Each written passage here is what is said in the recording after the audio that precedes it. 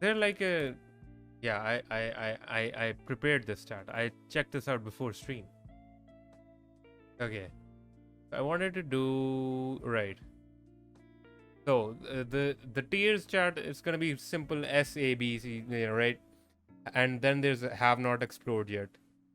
Um, fair warning, chat. Fair warning. There's gonna be a lot of directors that go into the have not explored yet tier, because obviously I'm here running the stream with this fucking cinema discussion stream, but I'm not the most well versed movie buff out there or anything. I'm just exploring movies the same way you guys are. That's partly the reason why I started this stream, because I just want to talk to like-minded people about movies and find out about stuff and just discover new movies and watch them. But at the same time, there's many directors who I know about, but I have not personally seen their movies yet. So there's going to be a lot of directors who will um, go into that category.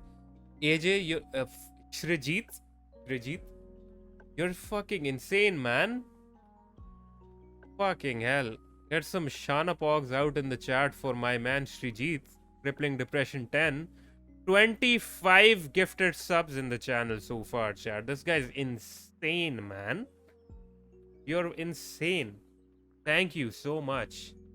Thank you so much. Thank you so much. You're brilliant. Thank you. But as I was saying, chat, many directors might go in the have not explored yet tier. So I'm sorry about that. I'm not the most well versed guy out there, but I'll get there. And maybe a year later, when I'm into this whole streaming shit, a year later, I might go back and do this again, and then maybe my list might be very different. That'll be good to see. So let's get started. Terrence Malick. Oh fuck, Terrence Malick. How the fuck do you read Terrence Malick?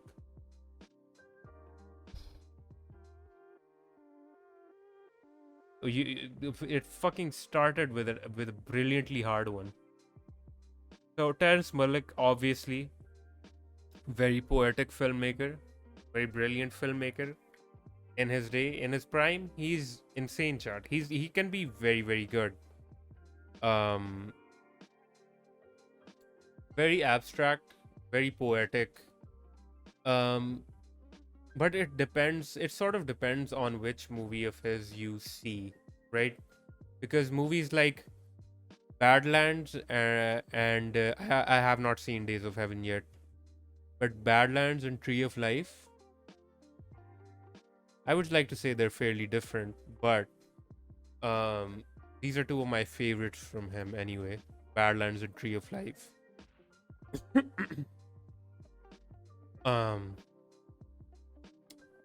Fuck. Okay. So his movies are very poetic, but at the same time, it depends on which movies you watch from him. Because movies like, what was the movie with Christian Bale? What was it called? I forgot its name.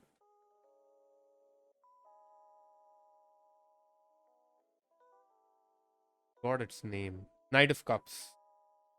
At the same time, there's many movies of his which I feel are just style over substance, honestly. And after a while, style doesn't make a movie for me. Like, just style, right? Just style doesn't make a movie for me. Like, the substance, the subject matter, the dialogue, the writing, and everything, the subjects that are being portrayed in the movie, how they're portrayed, what they're doing with it, that has to be interesting as well. And in the case of movies like Badlands and Tree of Life, I feel like it's done very well. But in a movie like Knight of Cups, I feel like it's that same style, but at the same time it's not, it doesn't, like, it's devoid of any substance that those other movies had, right? And when you watch something like that, when it's devoid of substance, it comes off as very indulgent, and very masturbatory, I guess you could call it. And that's something I don't really like. So, based on that, where should we put him though? I would say like a solid. Give him like a B. Give him like a B. I think that's good. Theo Angelopoulos, I don't know how to pronounce his name. Greek director, I know him. What was the movies that he's made? Was he the one that made Okay, no, I don't know. I just know his name. I don't know his movies actually. I just know the name. I've not seen anything from him yet. Do I know any of these movies? I've heard of Ulysses Gaze. Yeah. Harvey Keitel. Yes. I've heard of this movie, but I have not seen anything from him. So he'll just go there. Terry Gilliam. Oh, Terry Gilliam. I really like Terry Gilliam. 12 Monkeys. Fear and Loathing. What else has he made? Terry Gilliam. Oh, fucking Monty Python and the Holy Grail. I don't know if he directed all of those. Did he direct Life of Brian as well? Or was that a different director?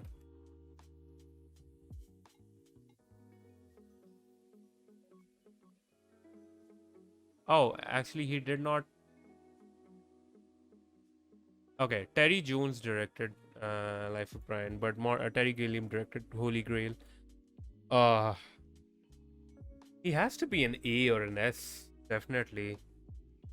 An A or an S.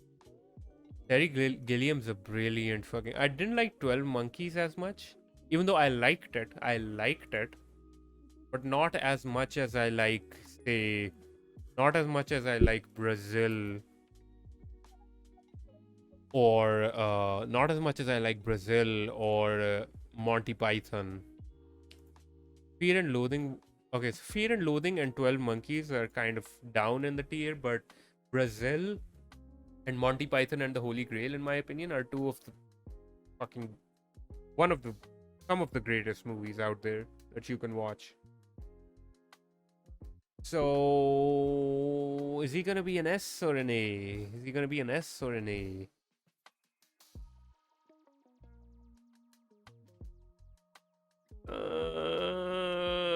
I'll put him in S. He's a brilliant director. I really like Terry Gilliam. Really like Terry Gilliam. Then we have Tim Burton.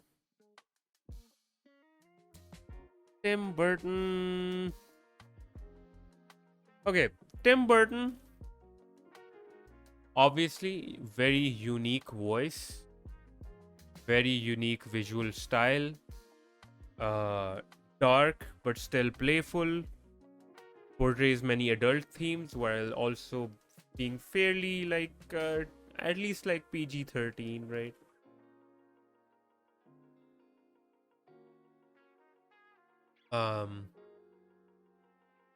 But at the same time, in recent years, he's really fallen off, right?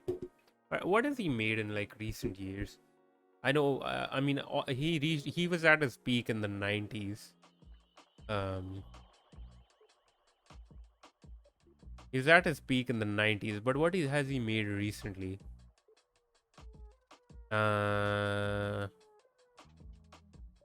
Corpse Bride, fucking Alice in Wonderland, Dark Shadows. Wait, Big Eyes? Beetlejuice 2? He's making a Beetlejuice 2? Why? That movie does not need a sequel. That movie literally does not need a sequel. It was like a product of the 90s. And if you go back and watch it now, it feels fairly dated. And it definitely does not need a sequel. What the fuck? But anyway, yeah, he's really fallen off. Right? He's really fallen off at this point. Um, so let me see. Let me see. Beetlejuice, great movie. Batman, good movie. Edward Scissorhands, good movie. Batman Returns. Batman Returns. Which one was Batman Returns? Was that the one with Penguin? Okay. Right. Right. Yeah, that's fine. Ed Wood. Ed Wood, chat. Ed Wood. Oh my god. I need to talk about Ed Wood. Ed Wood is a great movie, chat.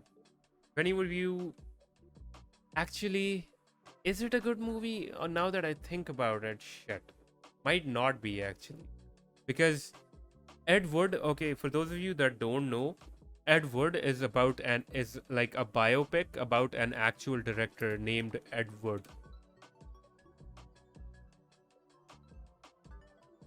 This guy. And I'm thinking about it because I have not seen Ed Wood in a very long time. And I really liked it when I saw it. But now I'm thinking, is like the depiction of cross-dressing and stuff sort of factual? Because I know Ed Wood was a cross-dresser and he had all these, um, you know, sort of thoughts about, like he struggled with his sort of gender identity and stuff, right? I guess now that I think back at it, I think it was portrayed fairly tastefully and respectfully. And yeah, no, I think as far as I remember, I think it was done fairly well. And just his overall love that was shown in the movie for his love for the craft and everything was very, very good. But in reality, it was nowhere near as, you know, glory, gloryful as is portrayed in the movie. Like Ed Wood did not see any success. Like the actual Ed Wood, the person, did not see any mainstream success in his career, like in his actual life. He like died. Like, yeah, look. So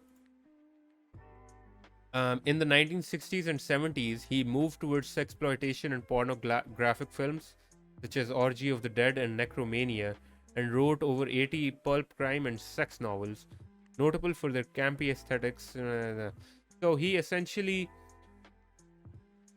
you know, just turned into a pornographic director or writer or whatever, and just died unrecognized, and just, you know, it was not nowhere near as fantastical and glorious as is portrayed in the movie, where, you know, Plan 9 from outer space gets this big premiere, and, you know, he's recognized and stuff. So it's definitely an exaggeration, but at the same time it kind of serves that purpose of the fact that he was a filmmaker at heart. He did love making movies, although he was terrible at it, and his movies often had like the worst sets. They're like notorious for it.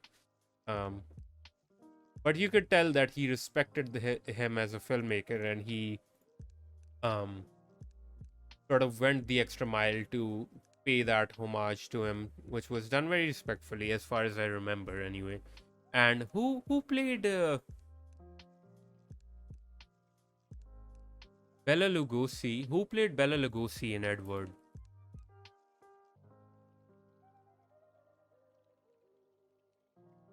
What was his name? Martin Landau. Martin Landau is absolutely brilliant as Bela Lugosi in this movie. Bela Lugosi, you guys, for those of you who don't know, Bela Lugosi was an actual actor back in the 30s, and he's the actor who first portrayed Dracula in the first sound horror adaptation of Dracula. The Dracula that came out in 1931, Bela Lugosi was the Hungarian actor that portrayed Dracula. And you know, the accent, the accent that is, wow, that's amazing. The accent that is often, you know, used to portray Dracula, you know, that accent of you know, that fucking thing that everybody does when they're trying to do a Dracula impression. that wasn't something that came out of the Dracula character. That was because of Bela Lugosi, because Bela Lugosi was Hungarian, I believe. Hungarian. And it was his accent. It was his accent, chat, at that sort of cemented Dracula's accent, and that's why everybody portrays Dracula in that way. So anyway, he was very successful actor in the 30s and the 40s, but he had a very bad heroin addict. Heroin addict. He had a very bad heroin addiction, which is why in the 50s he was just not getting any work. He was, just not getting any work. He was just living off the success of his previous films. And Ed Wood was actually a big fan of his, and he actually brought him on to participate in some of his movies. And you can see Bela Lugosi in some of Ed Wood's movies, and Tim Burton's Ed Wood movie sort of portrays that relationship very well. So that was during the high time of Tim Burton's days. So Tim Burton has made some very good movies, but he has also fallen off a fair amount. So where does that put him? I think we're gonna put him somewhere in the not C tier, like a B, like a low B. Tim Burton is like a low B, chat. Actually,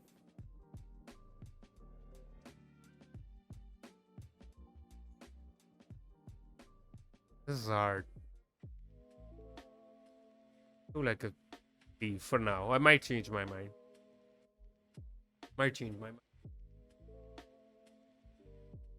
Wachowskis. They've made one good movie. Where should I put them? They've made one. Okay, hang on. They've made one good movie, right, chat? The Matrix, right? Have they made anything else that's good?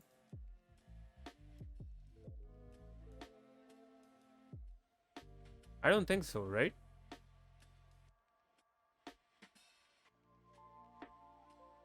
I've heard the Animatrix is good. I haven't seen it though. Matrix. No, that's just right. Directors. Okay, director. Matrix, Enter the Matrix, The Matrix, Speed Racer, which I've heard is good. I've heard Speed Racer is good. I haven't seen it though. So they directed The Matrix Resurrections, which was utter dog shit. Absolute utter dog shit. This is hard because The Matrix, I love The Matrix. And obviously very influential, very good, very nice. But that's the only good movie they made. Matrix Reloaded was garbage for the most part, except for the action scenes. The action scenes in Matrix Reloaded are super good. I actually like them more than the first movie. The action scenes anyway. Matrix Revolutions was just utter incomprehensible fucking garbage. The final fight was okay, I guess, but that's about it. Hard. I'll put them in C. My man Werner Herzog. I really like Werner Herzog. Once you take the mind and you portray that on screen, that is cinema. Fucking guy. Oh, he's made great movies. He's made really good movies. Grizzly Man. I mean, he's made so many movies is the problem. I have not seen many of these, obviously. I've only seen his his stuff that he's known for. Grizzly Man, Aguirre, fucking Fitzcarraldo, right? Nosferatu the Vampire, yes. All these movies are brilliant. All very good.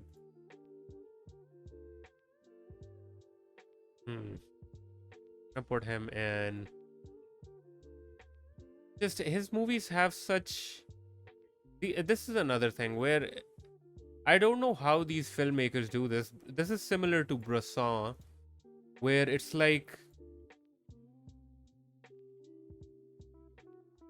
very raw, and it's you feel like it doesn't depict too many. Like when you look at it on a very surface level, it feels like it doesn't depict too much.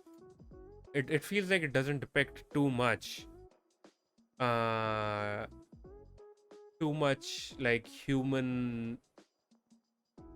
Fuck, I have a lot of trouble phrasing my thoughts, chat. I'm sorry about that. I guess what I'm trying to say is when I saw Aguirre for the first time, I guess. I mean, I thought it was okay. It was like this interesting journey that was fun to watch, I guess. That's all I thought about it. But with repeated viewings, it got more and more sort of interpersonal, I guess. I started to think about Aguirre as this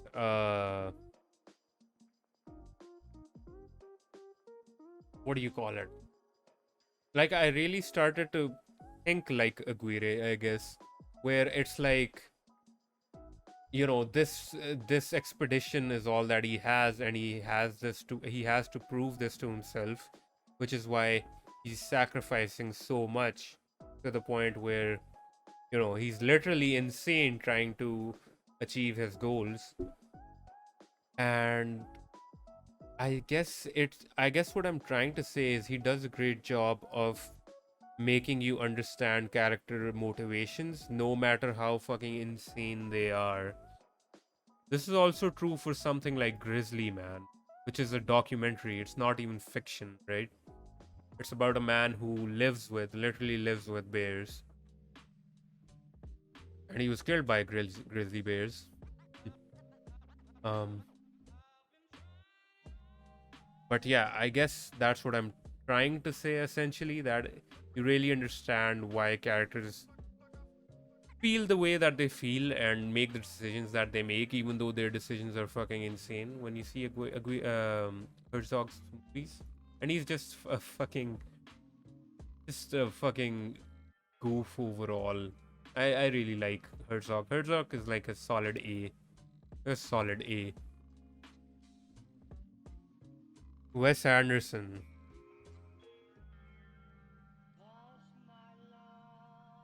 Okay. Okay, hear me out, chat. Wes Anderson, very good director, obviously. Wes Anderson is very good director. Um, Great color coordination, great symmetry of shots, cinematography, brilliant, very meticulous, very well crafted movies. Um, Very well written movies. Brilliant casting in a lot of his movies as well. Lots of variety when it comes. Well, actually, I don't know about variety because okay, he all of his movies have different premises and they usually take part in different parts of the world, which is cool. But overall, of course, they have his voice, right, and his own unique style that he brings to the table. And as you sort of go through his discography from his earlier movies to the French Dispatch, which was his latest movie, you kind of see him honing his craft. You kind of see the way he elevates each movie that he comes out with, and that's something I highly respect. Like he's constantly improving his craft, and that's something that every artist should do, and that's something I respect a lot. Sure. But at the same time, I feel like not often, but sometimes in some of his movies, he gets a little too indulgent. And what I mean by indulgent is he gets too caught up with trying to impress you with these fucking, coordinated, meticulous visuals. And oftentimes, or not oftentimes, only sometimes it happens where he gets so caught up in that where it doesn't move the story along. and it's just sort of there to just impress you. At least that's the way it feels to me sometimes. Um, so that's why he's not S tier. I'll definitely put him in A tier. Definitely an A tier. Wim Wenders, I have not explored Wim Wenders yet. He's the one who made Angel, not Angel of Desire. Was it Angel of Desire? No, Wings of Desire, right? That's Wim Wenders, right? Yeah. Yeah, I have not explored Wim Wenders yet. Woody Allen.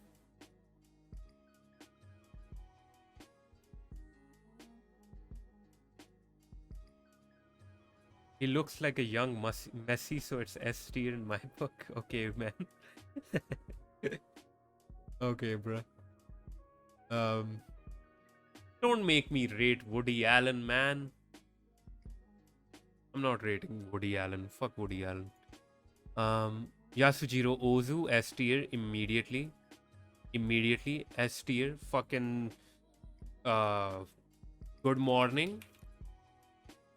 Good Morning. No, not the Kanye West song. Not the Kanye West song. Good Morning. Chat. Tokyo Story. Oh my god. Late spring, early summer. Oh my god, chat. Oh, Yasujiro Ozu is just a master of his craft. He's so good. He's so fucking good. He's insanely good. Chat, Tokyo Story was a deeply personal film for me as well, because I live away from my parents, and oftentimes the things that are depicted in this movie is something that I feel personally, whereas I feel like I'm failing my parents, or I'm failing to I don't know, take care of them in their old age, even though I try my best. But this movie really struck an emotional chord with me. I cried so much watching this. There's very few movies, like I can count on one hand the movies that have made me bawl crying, like the bawling crying, where you literally cannot control uh not just the tears, but you have like these convulsions when you're crying, where it's like too much. That's how much this movie made me cry. um and it's all of his movies are so simplistic in their approach. Like oftentimes he doesn't have like these dynamic, great, like crazy camera shots or choreographed camera work that kind of that Kurosawa had, that Akira Kurosawa had in his movies. Kurosawa, I'm only mentioning Kurosawa because he's like one of his contemporaries, right?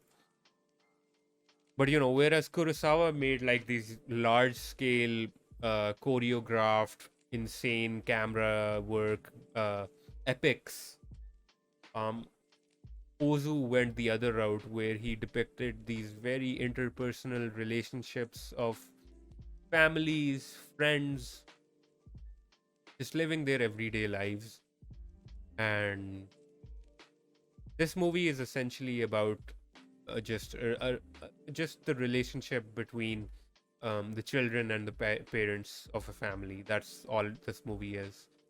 But it's so engrossing and so sad, but so beautiful at the same time. At time too, so sensible. And this movie is just so funny. This movie I was not expecting. After watching Tokyo Story, I did not expect Good Morning to be as funny as it is. Um, so what this movie is, Chad? I'll read you the synopsis. Two boys begin a silent strike to press their parents into buying them a television set. So it came out in 1959, obviously post World War II. Okay, and so the dynamic in this movie that's portrayed is, obviously the children want a TV so they can watch whatever, and the parents want to hold on to their traditions. They think the TV, it's like this Western invention, whatever. They don't want it in their home. um but it's kind of like this sense of, I mean, the future is here, it's gonna catch up to them. It's not really something they can control. And the children in this movie, it's just the silent strike and everything, it's just so wholesome and cute. And there's like a lot of fart jokes in this movie. I did not expect. A very good movie. So yeah, Ozu is definitely S tier. Ozu is S tier, no questions asked. Tarkovsky S tier, immediate fucking S tier. No doubt about it. No doubt about it. Tarkovsky, fucking Stalker, fucking Solaris, fucking Mirror, The Mirror. Um,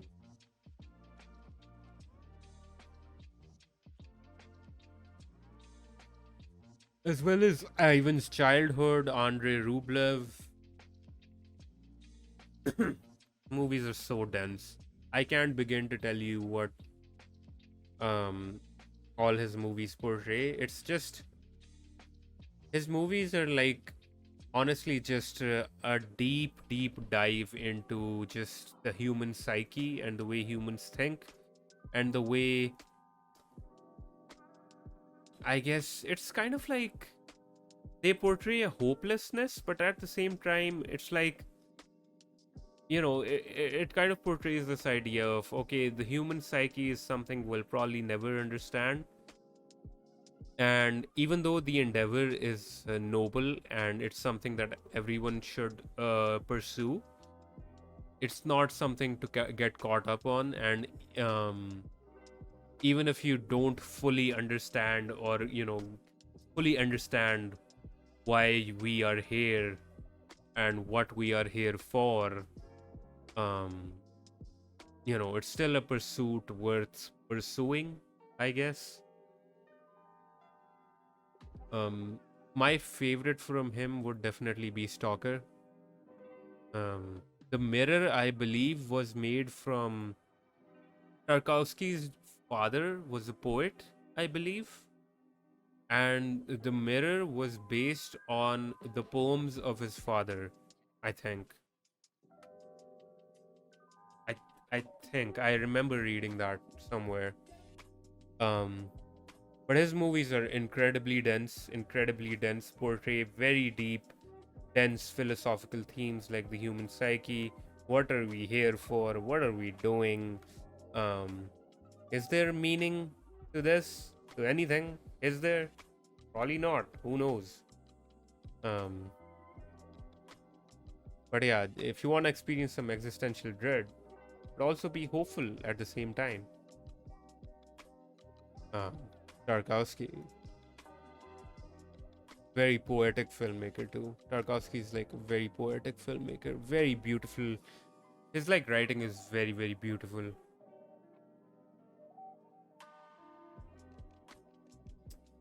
I'll rate Woody Allen.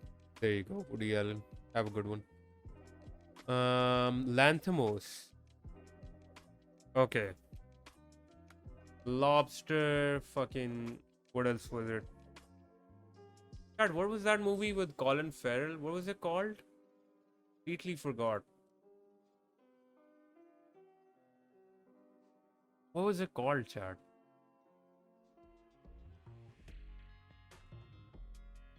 The Killing of a Sacred Deer. Okay, I've seen all of these. Wow. Okay. So, chat, hear me out on Lanthimos. I love Lanthimos. I love his absurdist approach to filmmaking. I love the worlds that he builds within these films. I love the way, I mean, the lobster, especially the concept within the lobster and the way it's portrayed and everything. I love it. His cinematography is often very good as well. The way he casts his actors and the way he directs them is very appropriate for the sort of tone that he's going for, which is he's a very dark humor type of guy. Very yeah, I guess, yeah, dark comedy, black comedy, whatever you want to call it. That's essentially what his movies are. but also very disturbing as well. Um, the problem with I have with most of his movies is, I mean, yeah, the problem that I have with most of his movies is the majority of his movies are very good and meticulous and very enjoyable. But I always feel like he misses the mark when it comes to ending his movie. Like the endings of his movies are often not as impactful as you expect them to be, because the rest of the entirety of the runtime of his movies is like, it's kind of like this ramping up of intensity and just, the danger that the characters are in, or just sort of the stakes just sort of, they crescendo. And I feel like the impact that you're supposed to get from the ending, the climax, whatever you want to call it, he sort of misses the mark oftentimes with the ending in most of his movies anyway. So I'm gonna put him in like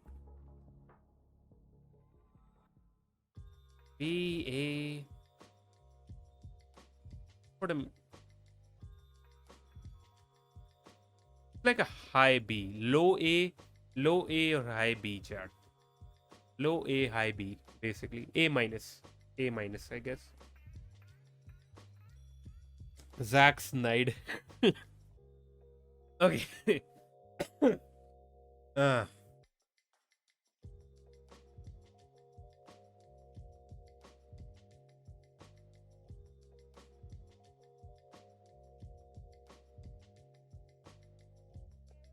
Zack Snyder is gonna be a high C or like a low B. I don't hate Zack Snyder, chat. I'm not like one of those people like, oh, fucking Zack Snyder, fucking comic book movies, fucking, I think these movies are fun. I think they're fun. They're fine. Except for like shit like Man of Steel, because that was just boring. Man of Steel was like garbage, garbanzo. I hated Man of Steel.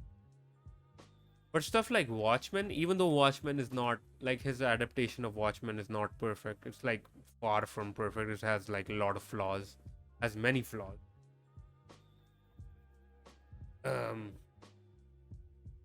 but I like some of his movies. They're not bad. They're like a fun time. And as long as you go into them with that mindset where it's like going to have fun, I'm not going to delve too deep into this. It's like fun stuff.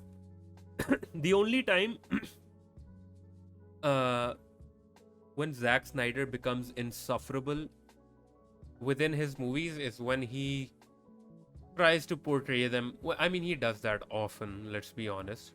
But he portrays them as like this epic, fucking serious things where it's like so epic and grand scale, and it's like, oh my god, nothing else matters, so cool. And it's like, when it doesn't work, it's like it really falls flat on its face, right?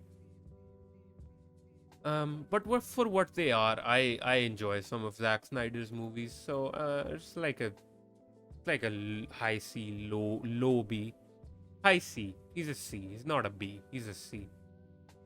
Ang Lee. Have I seen anything from Ang Lee? I have not seen Life of Pi. I have not seen the Hulk movie. He directed the Hulk movie, right? With Edward Norton, I believe. I think he did. I think he did.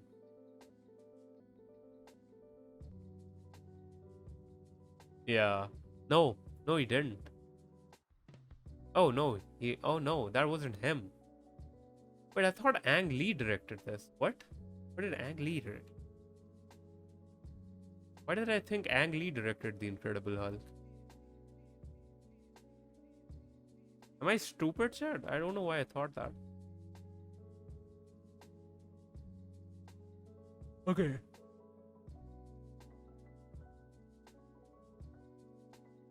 He did. It wasn't the one with, okay, it wasn't the one with uh Edward Norton. That was directed by somebody else. But he did. Okay. I have not seen Brokeback Mountain yet. I have not seen Life of Pi yet. He directed Gemini Man. Ugh.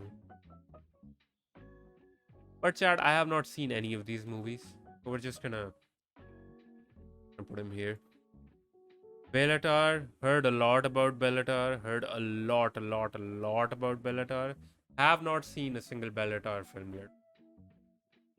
Have not seen a single Bellatar film yet because of how gargantuan they seem. They seem very intimidating to me, at least for now. I mean, I will watch them eventually. He's like a highly respected filmmaker. So obviously he's been on my radar for years. But I just have not summed up the courage to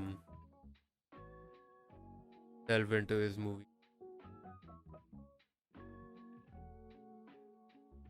Bernardo Bertolucci. I don't think I've seen. He's the one who made The Conformist, right? Yeah, he's the one who made The Conformist. I've not seen The Conformist. I don't think I've seen any of his. Well, he's probably going in the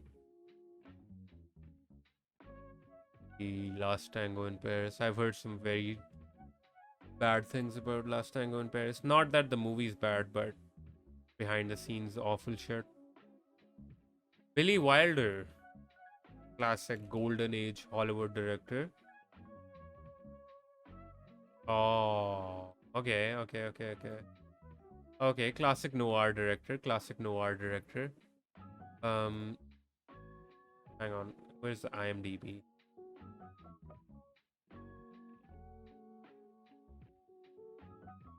Oh my god, he wrote so much shit. Apartment, Some Like It Hot. He directed Ace in the Hole, Sunset Boulevard, Double Indemnity. Oh my god. Okay, some of these movies, I didn't know he directed Double Indemnity actually. I'm gonna put him in like a solid, I mean, solid A. Brian De Palma. Brian De Palma is gonna be high B, Chad. Brian De Palma is a high B. Or like an A minus, I guess. Like an A minus, I guess. Scarface,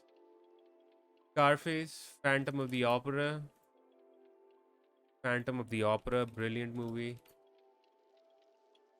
Sorry, not Phantom of the Opera. What am I saying? Phantom of the Paradise. Right? That was the movie, right? Yes. Phantom of the Paradise. Carrie. Not this Carrie, the older Carrie. It's like a solid B. Buster Keaton, have not seen anything from Buster Keaton yet. Dreyer, have not seen anything from Dreyer yet. Chang Dong Lee.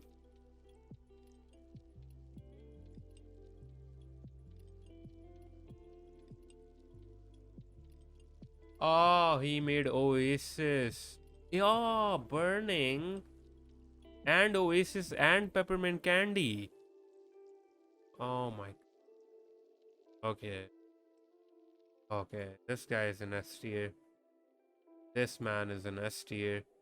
Chan Wook Park, S tier. Chan Wook Park, brilliant, absolutely brilliant.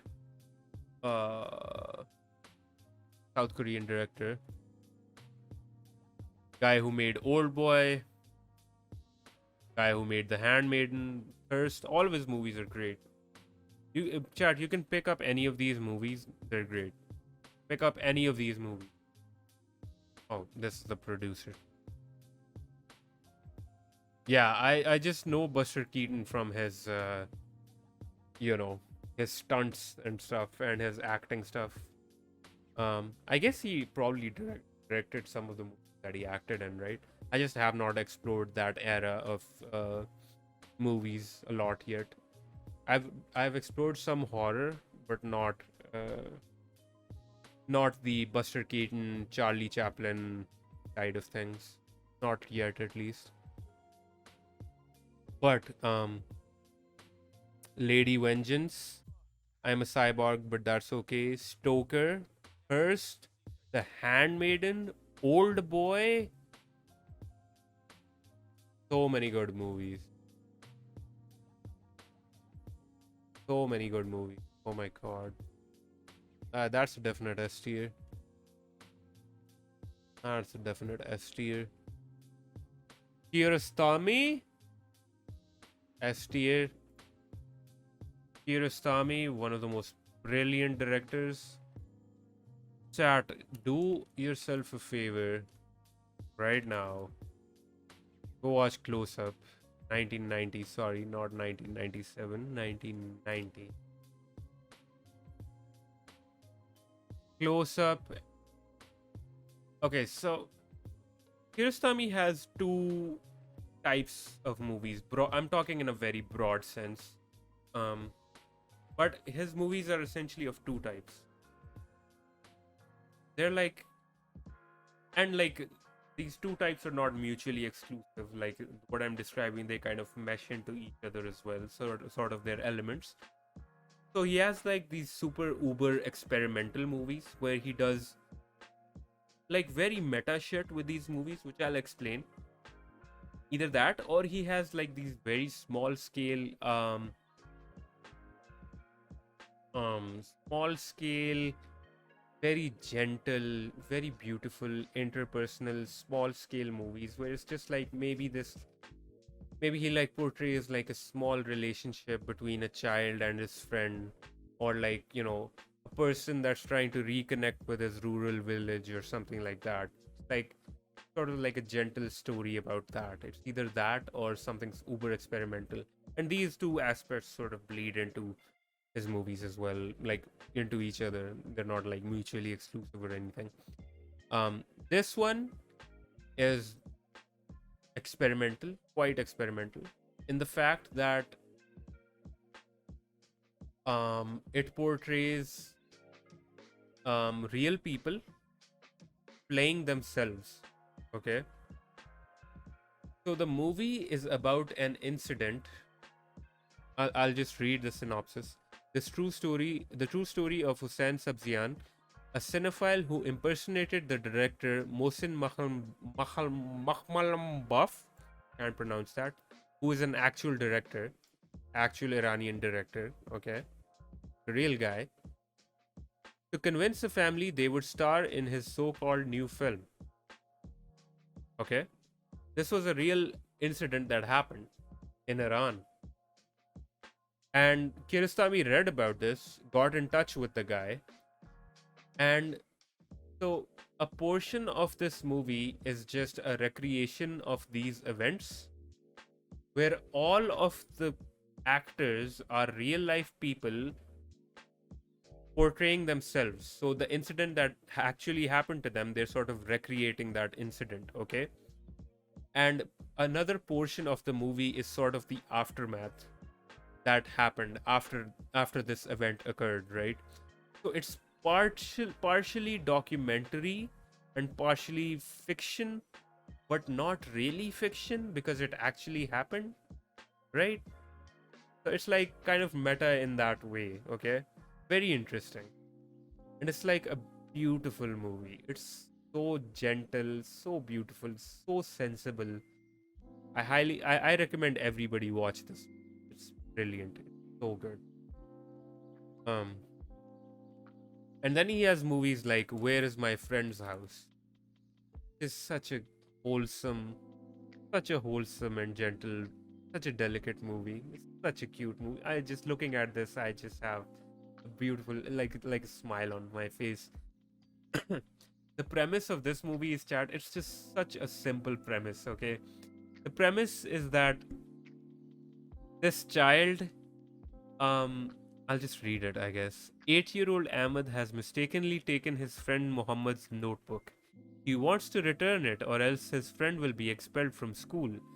Determinedly, the conscientious boy sets out to find Muhammad's home in the neighboring village. Right? So all this is that he accidentally takes his friend's notebook. He accidentally puts it in his bag. And because he took at home his friend's notebook home with him, his friend can't do the homework that he's assigned, and as a result, the next day he'll get expelled. I think it's yeah. That's the whole premise. So the entire movie is just this child trying to find his friend's house that he can return his notebook, and it's such a simple movie, but it's so beautifully portrayed and so wholesome. I love it so much. Yeah, Kiarostami definitely S tier. Charles Lawton, he made the 12 Angry Men guy, right? Or am I confusing him with somebody else?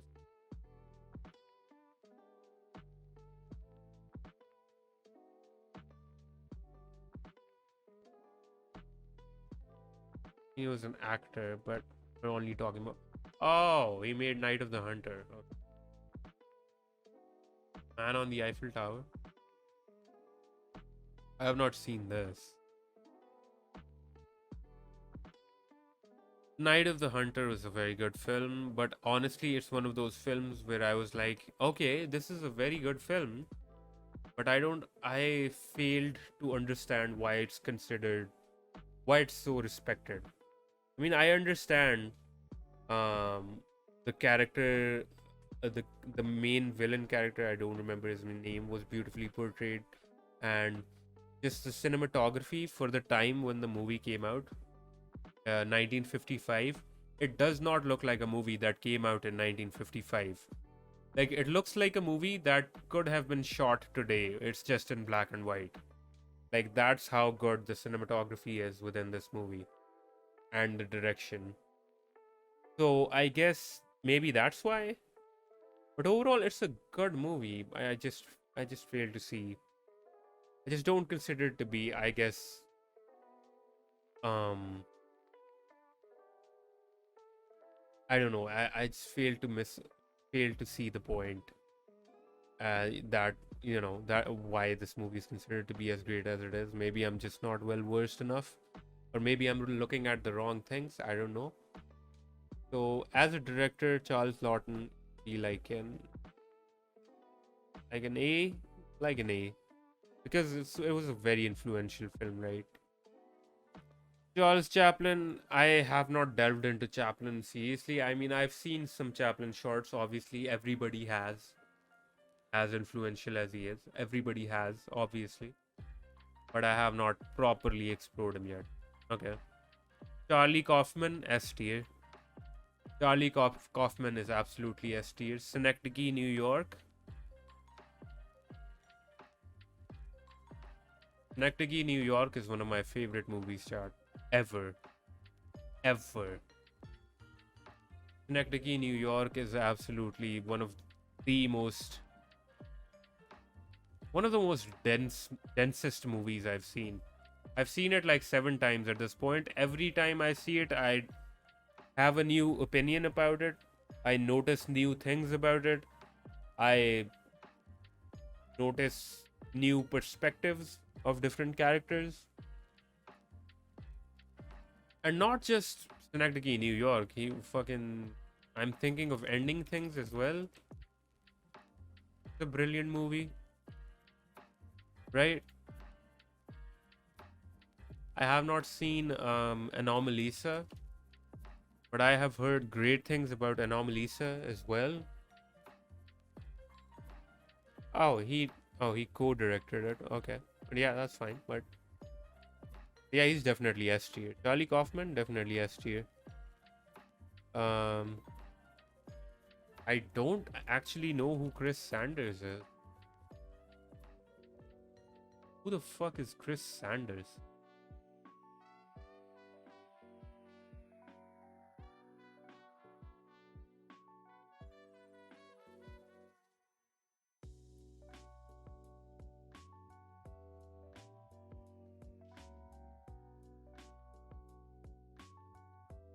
Lilo and Stitch? How to Train Your Dragon? He co-directed it. I mean, okay. I mean, why is okay? That's okay. I'll just do this. I have no idea how to rate that among these fucking things. Christopher Nolan, oh my god.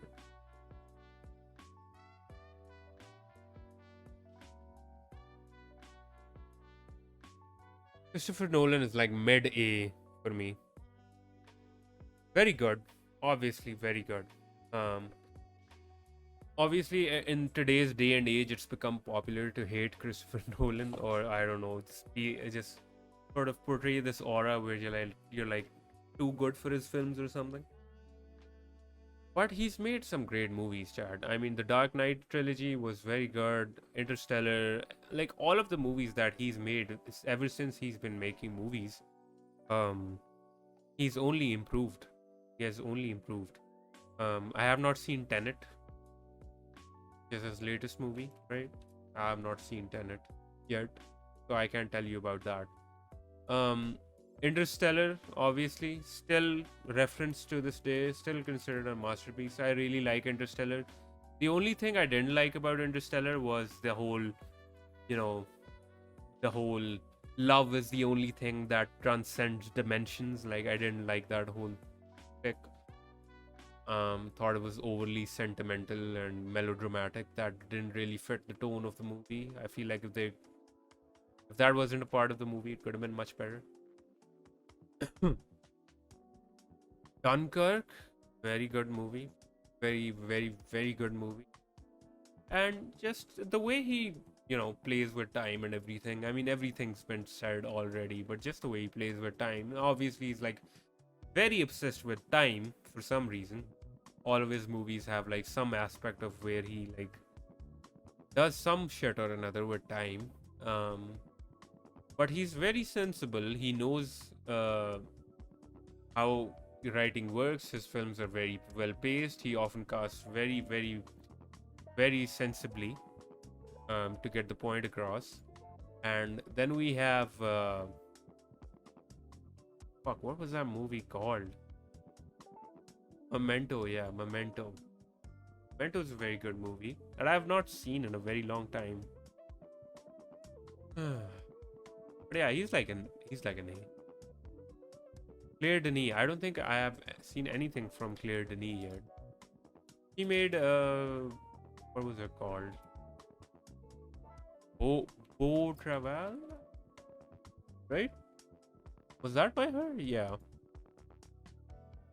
Which I've heard like this is considered to be like one of the essential art house movies. I have not seen it. I don't think I've seen anything from Claire Denis. I have not seen High Life, which I think Robert Pattinson was in that. There was something else where she was Juliette Binoche was in one of her movies that I was meaning to watch, but I did not watch it because it fell through my plans. So what I'm trying to say is gonna be here. Clint Eastwood. Yeah.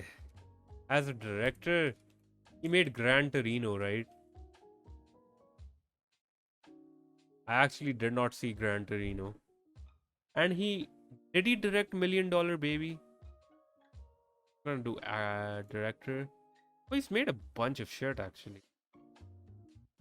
Gran Torino, Changeling. I've actually heard Changeling is a very good movie. Very underrated. Mystic River. Unforgiven, yeah. He directed Dirty Harry. Oh, he directed a segment for it. I'm just gonna go with have not explored yet because I have not explored the films that he's directed. I've seen a fair amount of his acting stuff. Classic westerns and shit. I've seen the Dollars trilogy and everything. And I think I've seen the first Dirty Harry. But as far as his directing goes, not explored him. Joel and Ethan Coen, come on. You already know, chat. You already know. The Coen brothers? The Coen brothers deserve nothing less than S tier. They have not made a single bad movie. They have not made a single bad movie. Damien Chazelle. Has he come out with anything recently?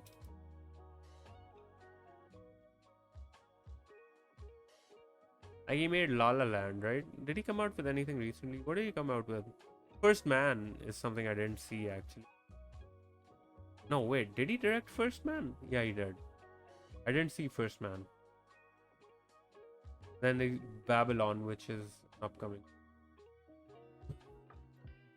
So I'll just rate it based off of Whiplash and La La Land. Like an A. Like an A. Solid A. Danny Boyle. I mean, made one of the most influential movies of all time in Trainspotting. And he made 28 Days Later and Slumdog Millionaire and 127 Hours. The powerhouse of a director. Sunshine too. Definitely a powerhouse of a director. He's like a high A. He's not S tier in my book. Is he actually? He might be. I'm gonna put him in S tier, like a low S tier. I don't think he's made a bad movie. Like Sunshine, okay, was like, but Sunshine is still a very good movie. Not as good as many of his other movies, in my opinion, but it's still a very, very, very good movie with some great moments.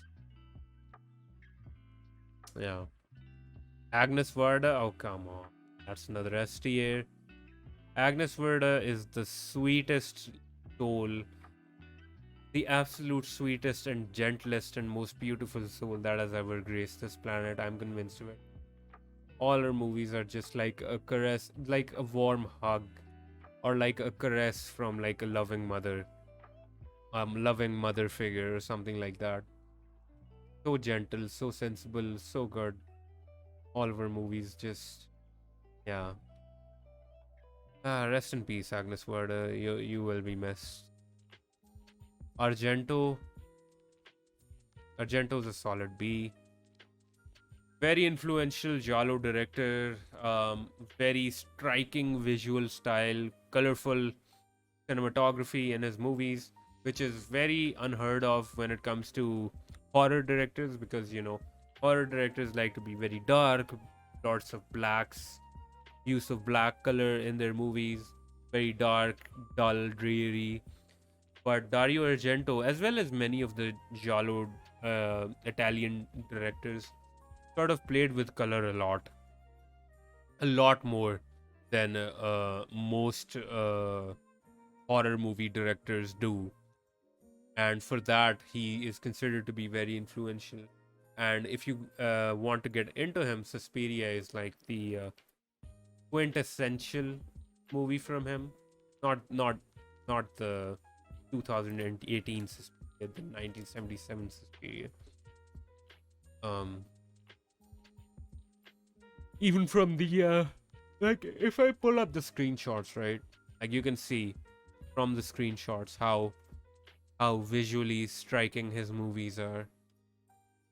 So yeah, like a solid B. Aronofsky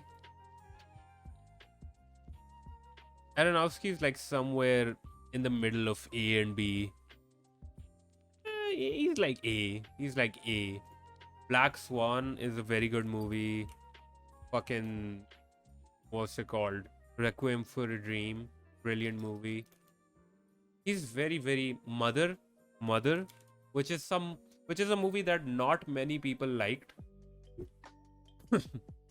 Mother was a very polarizing movie of his, but I liked Mother a lot.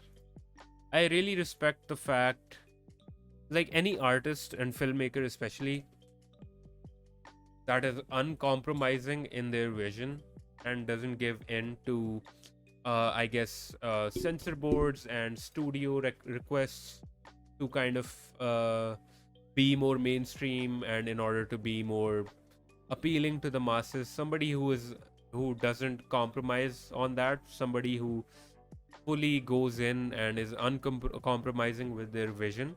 That is something I respect a lot. But obviously the ideas that he's trying to convey or portray are not going to resonate with 100% of the audience that watches his movies. And oftentimes, some of his ideas, I have conflicting opinions about them as well.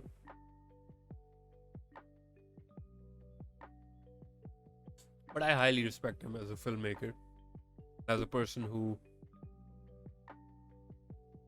is uncompromising with the revision. So he's like a solid A. And he's made some unquestionably great movies. I mean, most people don't like Mother. I like Mother a lot. And Requiem for a Dream, Black Swan. There was this other movie with Hugh Jackman that he made. What was it called? It was something about this. What was it called? Hugh Jackman, Aronofsky.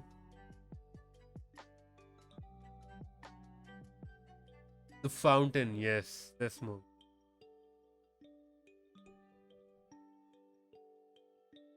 This is something I've been meaning to watch because I've heard it's very interesting. I've not seen yet.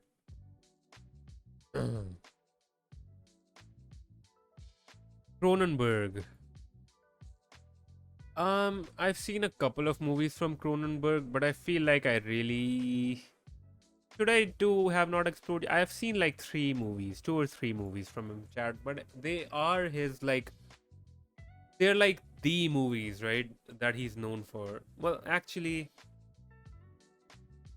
so I've seen Videodrome. I've seen. Did he make a history of violence, or was that somebody else?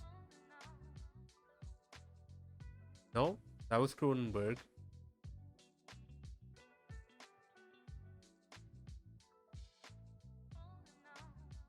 I've not seen. Did he make? Did he make Scanners? Did he make Scanners? He did. What about The Fly? Was that him too? Was The Fly also Cronenberg? Okay. Okay, so Cronenberg is great. Cronenberg is very good from what I've seen of him, okay? He's like one of these directors that really loves body horror and gore. Not gore essentially, but I mean, yeah, gore and body horror, I guess. But it's not just gratuitous body horror, but it's like used a lot of times in his movies as like a metaphor for sort of just the seedy underbelly of these frameworks that he depicts. Like, for example, in Videodrome, it's mostly based on journalists and TV producers, and just he's essentially what he's trying to depict is the sort of backstabbing and politics that goes on in the world of TV production and maybe even filmmaking, but essentially TV production and journalism, all that world, right? And the body horror and gore aspects that come into it, in my opinion, at least that's what my interpretation was it was. That's kind of used as a metaphor for how just fucked up human beings can be in their pursuit for success. So Cronenberg, where is Cronenberg? I can't find Cronenberg. Oh no, did my camera shut off again? No. No. Alright. Gonna be back to this, chat. Gonna be back to this. Let me put like strokes on top of that so you guys can see it. Can I even put it? The good thing though is that this is probably my last stream where this issue will happen. Start of the new month, I'm getting my salary, and then hopefully I'm gonna buy a webcam, and then we'll have permanent face cam for stream. Give me 1 sec, chat. I'm gonna put it on charge again.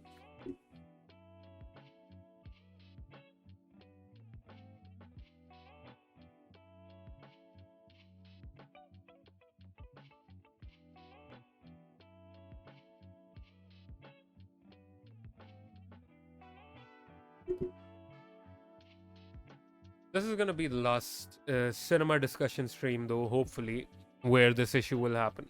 Yeah. So, continuing though, David Cronenberg is like a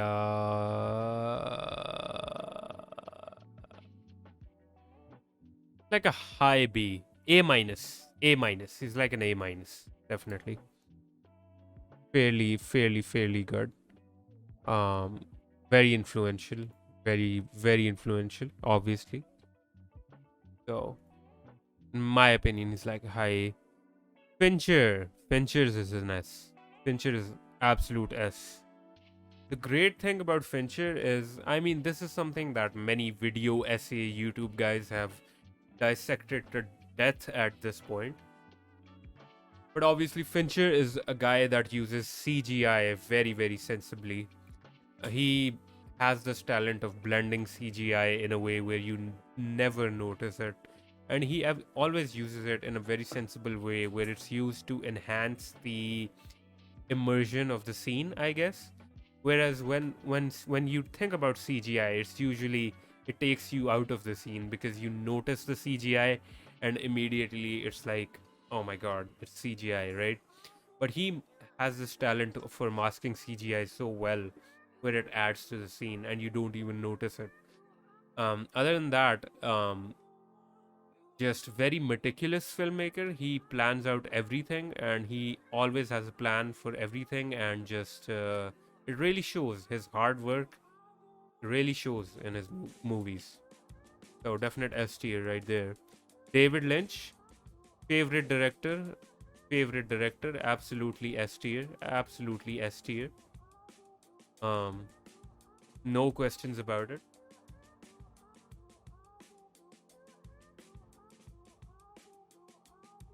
Twin Peaks, one of the most influential TV shows of all time. Mulholland Drive, Eraserhead. Favorite director. Can't, like, fucking absolute S tier. Villeneuve, S tier. This man has made so many great movies. Okay, I have not seen Dune yet. The new Dune that came out, which is fairly divisive for a lot of people. So I can't say much about Dune, but Blade Runner, fucking Arrival, Incendies, Enemy, Prisoners. They're all such good movies. They're all such good movies. Dune is great. Okay. Yeah, I've been meaning to watch Dune. The only Dune I've seen is David Lynch's Dune, which is terrible. That Dune is a dumpster fire. But um but yeah, I'm excited for this for Villeneuve's Dune. I will watch it eventually, obviously, but I have not seen it yet. But everything else from Villeneuve, so good. So good. Definite S tier. Definite S tier. Lubitsch is like one of those early directors that I have not seen anything from. Like early chat. He's like 20s or 30s, right?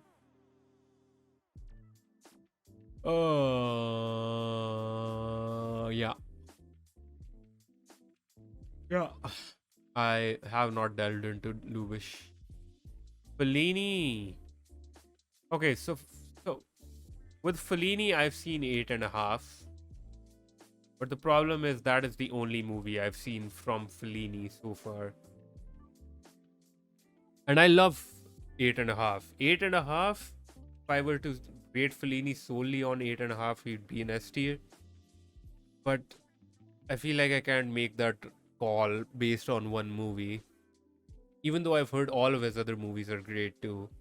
I have not heard bad things about any of his movies.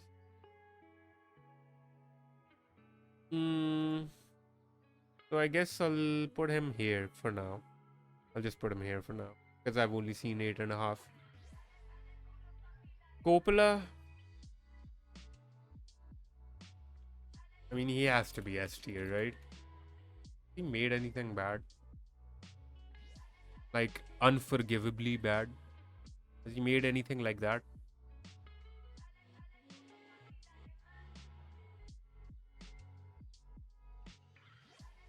I mean, all of these movies, I have no idea what the fuck these movies are. Um, Made Dracula, the one where Keanu Reeves can't do an accent. Keanu Reeves isn't just so bad in it. Um, Godfather Part 3. Yee. But still though, fucking Apocalypse Now, fucking Godfather, fucking The Conversation. He has to be S tier. He definitely has to be S tier. Truffaut, S tier. Already talked about him. Brilliant French New Wave director. In my opinion, oftentimes gets overshadowed by Godard. I think objectively he's like the better filmmaker.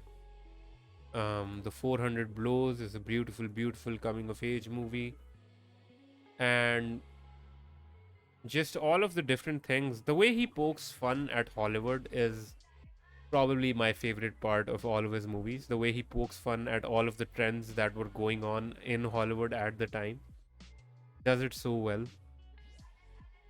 Um, yeah, he's an S tier. Kurosawa, come on. Kurosawa's an S tier. Big epic director. I talked about him earlier when comparing him to Ozu. Ozu made these small scale movies that depicted interpersonal relationships and all those dynamics. Whereas on the other hand, Kurosawa made films like Seven Samurai and Ran and fucking Throne of Blood. Oh, they're all so good. And he also made movies like Ikiru, which is more towards the side of Ozu type movies, where a bureaucrat tries to find meaning in his life after he discovers he has terminal cancer. So this is like kind of like one of those movies that is in Ozu's vein, where it's like this sort of very personal conflict. Whereas movies like Seven Samurai and Ran are all these big scale sort of war epics. Um, Ran is his adaptation of Shakespeare's King Lear. Throne of Blood is, I believe, his adaptation of Macbeth, I think. And Rashomon. Rashomon is such a brilliant movie too. Oh my god, so many great movies.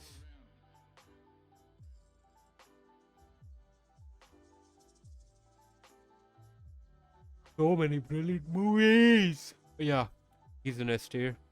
Fritz Lang, I have not explored. Murnau, I have not explored. Gaspar Noe is an A tier. Again, very uncompromising director, very disturbing movies, very fucked up movies. But not all of them are as good. You know, Climax, Irreversible, they're great. Um, I saw Love, which I did not like as much. Enter the Void, I still have not seen, but he still makes like really profound movies, even the ones that don't necessarily hit the mark for me. Talking about some profound human aspects, and he delves very deep into them, and the sort of ideas he presents are very interesting to think about. It gives you a lot of food for thought after you're done watching the movie. So he's like an 80. George Lucas, fuck Star Wars. Fuck Star Wars. I'll say it right now, chat. Fuck Star Wars. Fuck Star Wars, okay?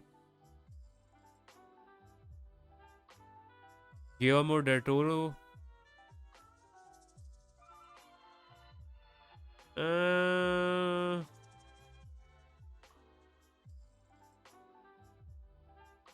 Tough. It's tough. gonna put him like high A.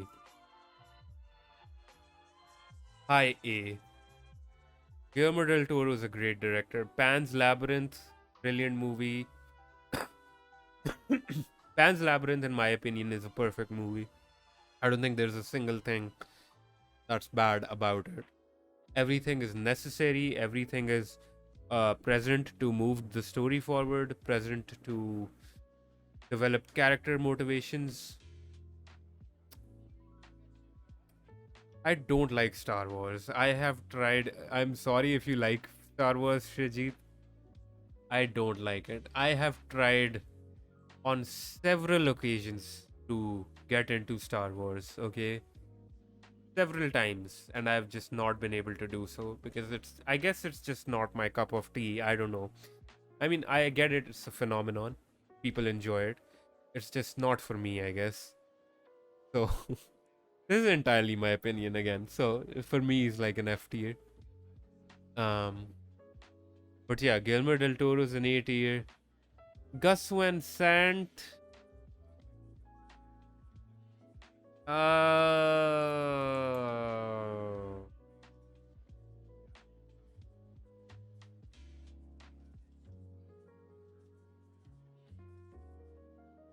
Okay. Did he make? Yeah, he did. Good Will Hunting, Elephant. I've not seen Paranoid Park, but I've heard of it.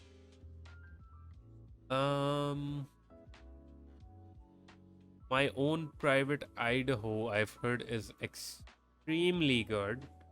Like, I've heard this is like a very, very, very, very quintessential viewing if you want to check out like queer cinema.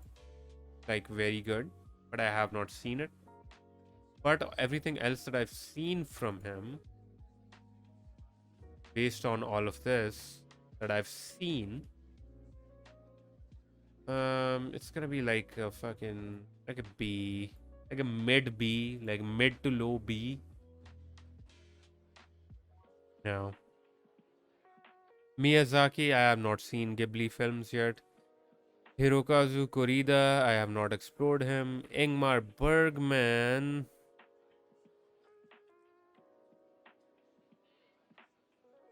Ingmar Bergman's an S. I don't know why I was considering putting him in an A. He's definitely an S. Persona, Wild Strawberries. Wild Strawberries, especially. I really like Wild Strawberries. Sort of this. I really like all these commentaries on morality and sort of what happens after you die, and sort of, this contemplation on death, which is everything that Wild Strawberries is about, as well as Seventh Seal. The Seventh Seal is a great movie. Seventh Seal was the first Bergman movie that I saw. A knight returning to Sweden after the Crusades seeks answers about life, death, and the existence of God as he plays chess against the Grim Reaper during the Black Plague. Isayu Taka, he's the one who made Grave of the Fireflies, yes? Right? Yes.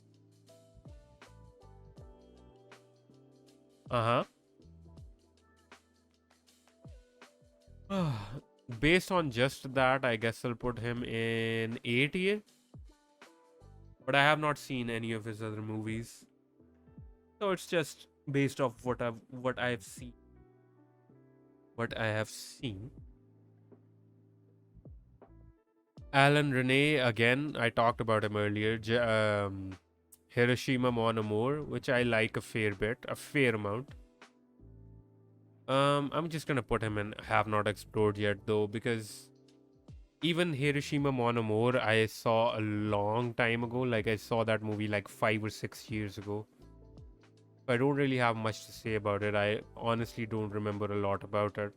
Just the feeling I had while watching it, which was I was very impressed by it. But I'm not comfortable putting him anywhere, so I guess I'll just put him there. Jafar Panahi, I've heard, is a brilliant brilliant avant-garde Iranian film director. However, I have not seen anything from him yet.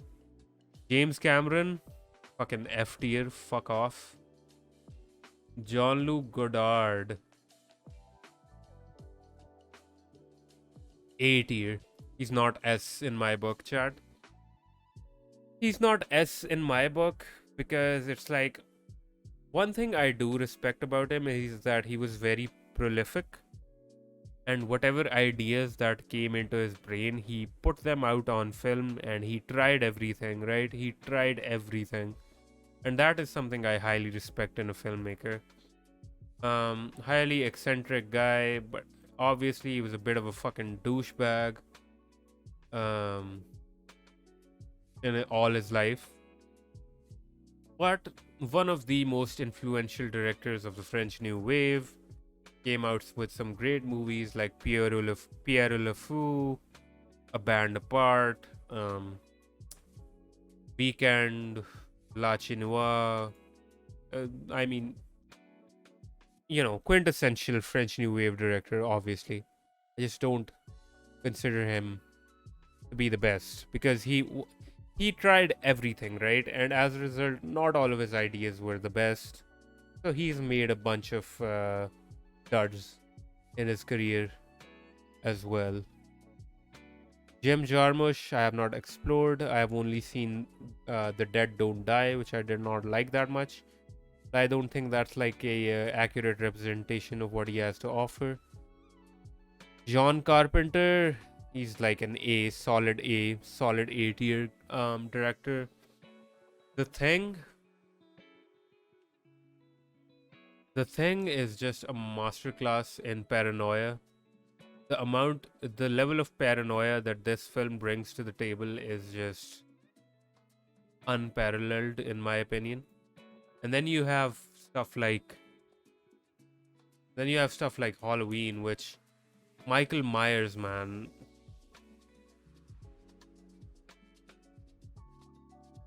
Like, out of all of those 70s and 80s horror movie staples, Michael Myers was the one that traumatized me the most.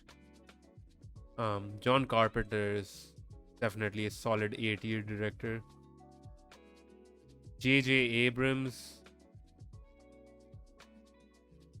Has J.J. Abrams made anything good? I don't think he has. I could be wrong.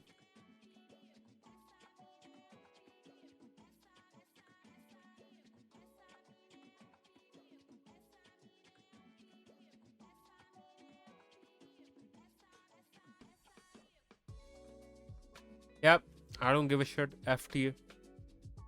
John Ford.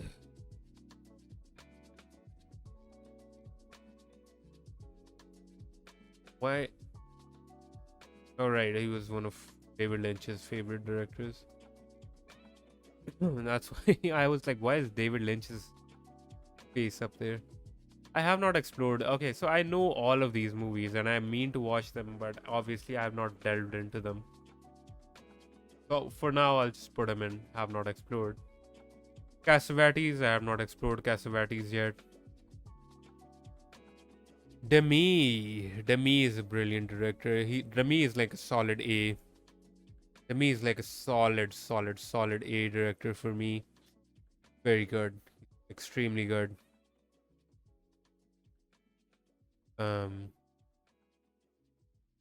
He made chat, for those of you who don't know, he made fucking what did he make? He made Silence of the Lambs. He made Silence of the Lambs, chat, which is obviously a brilliant movie. Very tense, very paranoia inducing. Yeah. And then he also made my favorite concert film, which is Stop Making Sense by the Talking Heads.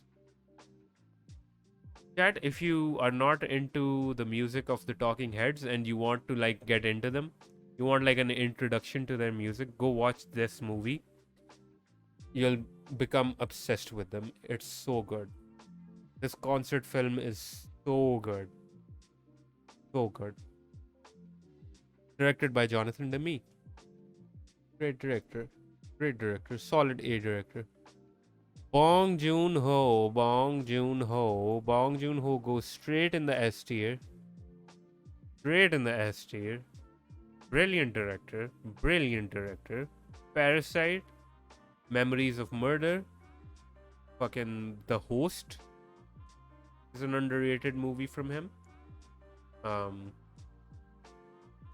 I did not see, what was that movie with Tilda Swinton and the fucking CGI monster thing? Not a monster. It's like the CGI pet that a child had. What was it called? Okja. Not seen Okja. I have not seen Okja yet, but I heard it was pretty good too. Yeah, he's just solid S tier. Inaritu is S tier. Absolutely. Fucking Birdman. The Revenant. And if you want to go into one of his deeper cuts, chat, Amores Paris. Amores Paris. This is such a good movie. This is such a brilliant movie. Where it depicts like the lives of 3 different characters, I believe, that are all kind of slightly connected with each other through these loose threads. And it has like all these it's like another one of these like very poetic movies where the human condition is sort of dissected in a very poetic manner. It's all these just deep scale ideas that I cannot even begin to comprehend. So yeah, Inaritu is definitely an S tier. Wong Kar-wai is an S tier, obviously. My man Wong Kar-wai.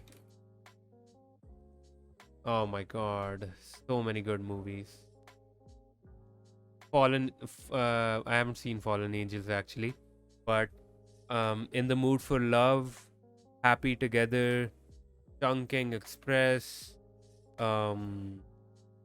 Days of Being Wild, 2046. Such good movies. Such good movies. Such great use of color. Such great use of color. Such great use of music. Such great use of different like filming techniques to portray different headspaces for different characters. Oh, very beautiful director. Very beautiful director. S tier for sure. I do not know this director at all. Katsuhiro Otomo. I might know some of his movies if I don't know the director. Tekken? Game director, chief producer of action. I've worked on Taken for the past 28 years. That's not it. Katsuhiro.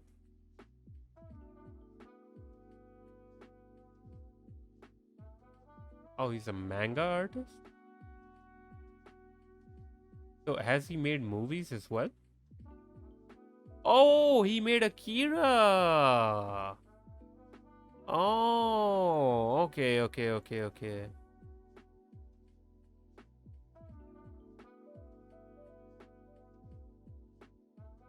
Wait, there was a JoJo's Bizarre Adventure in the 90s?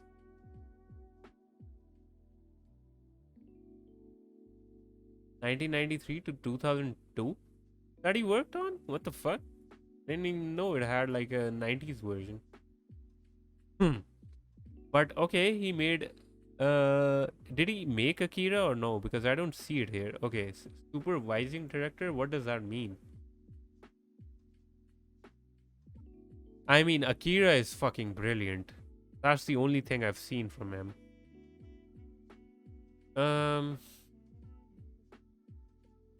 Put him in 8 year based off of just Akira. The manga started in the 90s. Okay, but based off of just Akira, I can put him in 8 year. But I have not seen anything else from him. So don't take this with a grain of salt, chat, because Akira is a brilliant movie. Based off of Akira, he's an 8 year. Kevin Smith. Oh, that I have very conflicting thoughts about Kevin Smith. Because on one hand, he made one of the movies that is a big inspiration to me, which is Clerks, right? He made Clerks, which is one of my favorite movies. Very low budget, very inspirational movie for me. One of the movies that got me into actually filmmaking. But at the same time, this is the only good movie he's made. Literally. Everything else he's made is garbage, as far as I know. Let's see.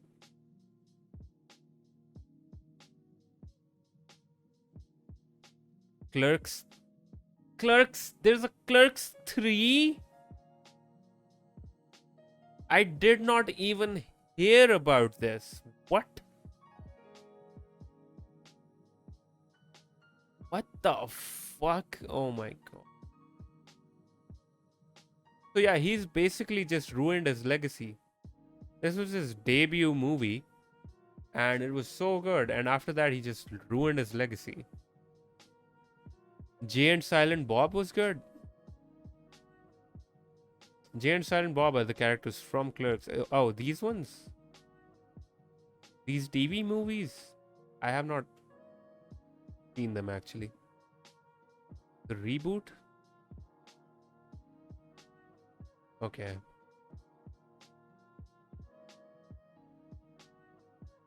Yeah, okay.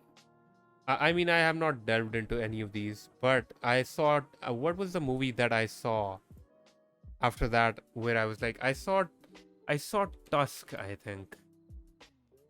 Was this directed by Kevin? This was a Kevin Smith movie, right? Yes. Did not like this movie at all. And there was another movie that he directed. What was it called?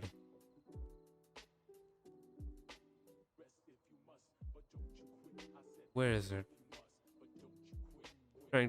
This fucking thing. This. Yeah, after watching these movies, I was like, okay, I'm not watching another Kevin Smith movie ever again. Just, I guess I should give him a chance. I don't know. Just, I was so put off by these movies. Never saw anything else from him again. But I have deep respect from him still because of the fact that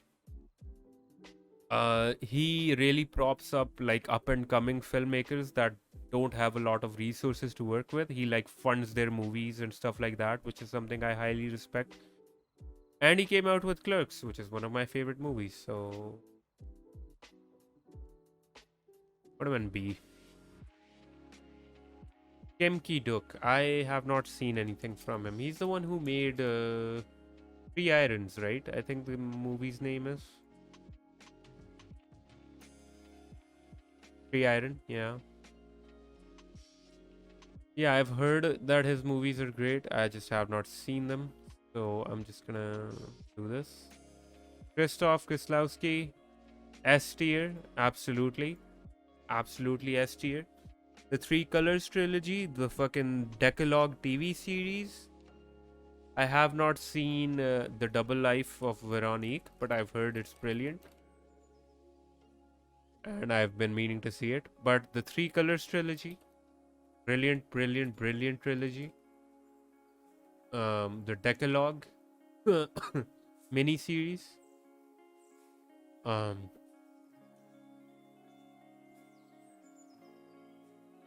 Von Trier. Oh my god, Von Trier. Von Trier is a good director. He is able to portray some very, very degenerate and just depraved parts of the human psyche very well. He is also uncompromising, which is something I respect. His movies can be highly disturbing. He plays with some editing techniques as well. His earlier movies, especially, are very unconventionally edited and written as well. He um, also experiments a lot as well. Movies like Dogville. Dogville is a movie that literally has no set design, right? So he does like weird shit like that too. But he's also very indulgent, and he also just does shit that doesn't move his story along a lot of the times. And if you enjoy the stuff that he's doing, that's fine. But if it doesn't really resonate with you, it can really drag his movies a lot sometimes. So it's gonna be a B. It's gonna be a B. I have not explored anything from this director. In fact, I don't even know who she is. Let me see. Maybe I've seen her movies, but I might not know who she is. IMDb.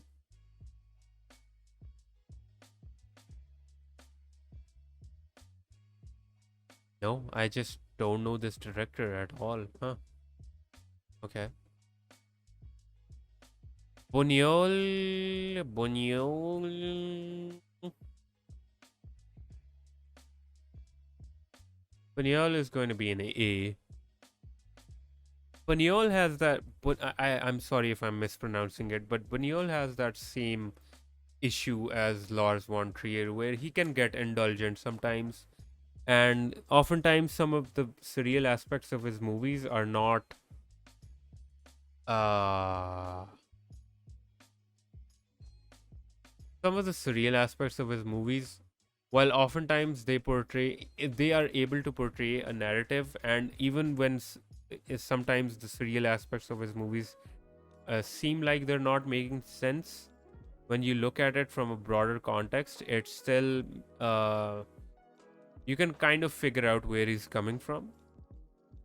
But sometimes it gets very indulgent to the point where it's like it's not moving the story forward, not doing anything except for stroking the director's ego, which is fine, like if you want to do that, but don't expect the audience to go along with it, right? Don't expect the audience to enjoy it.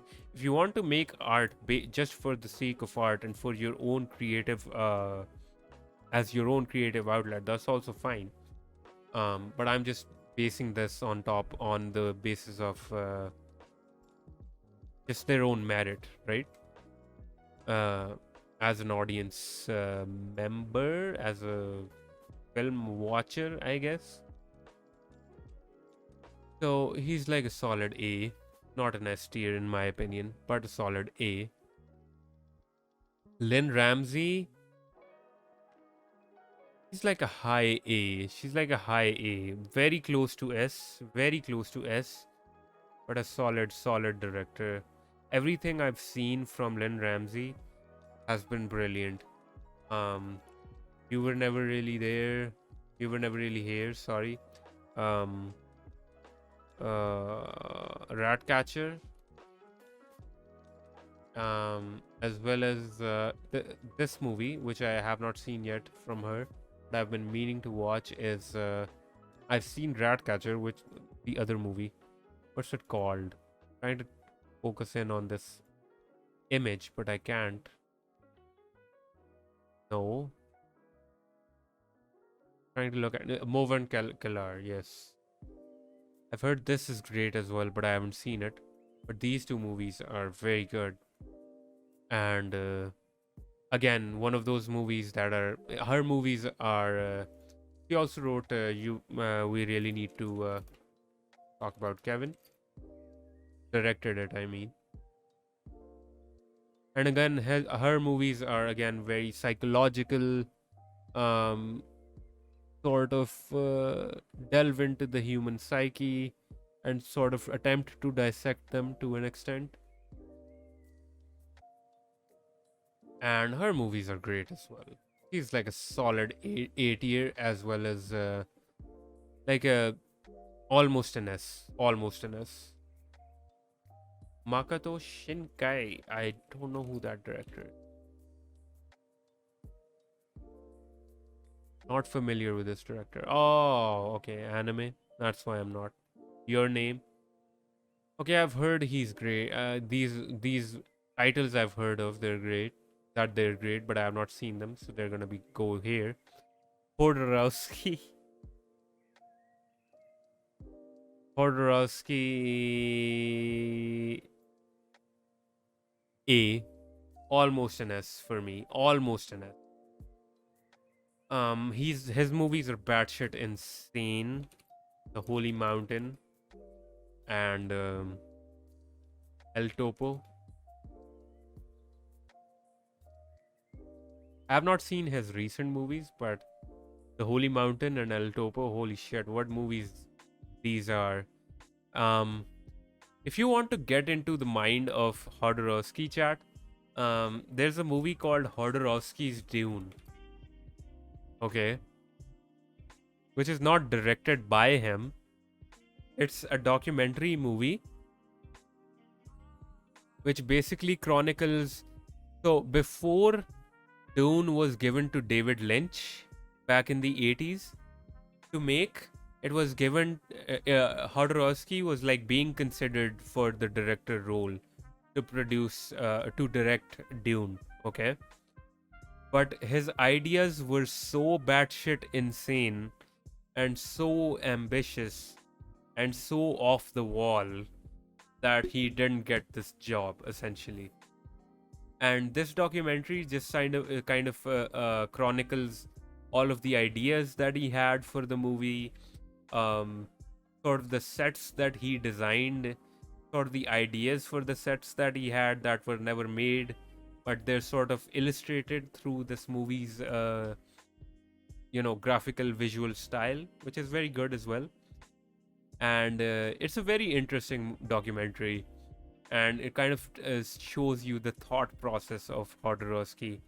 And when you look at how batshit insane he was, which is very apparent when you watch this movie, you can kind of understand how movies like El Topo and The Holy Mountain came into existence. These two movies are genuinely like some of the most unique movies you will ever watch, chat. That is a fact. Very surreal, very colorful, very vivid, very disturbing at times, very poetic.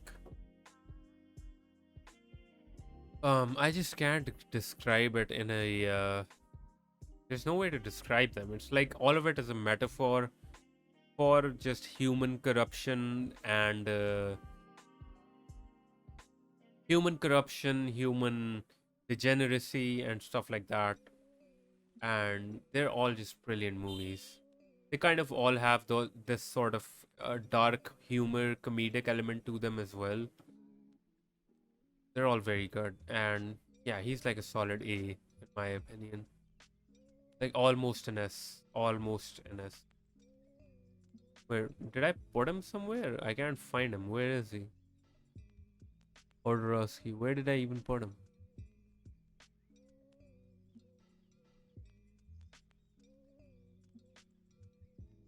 What? Where'd he go, chat? Is he down here? Where did I put him? Huh?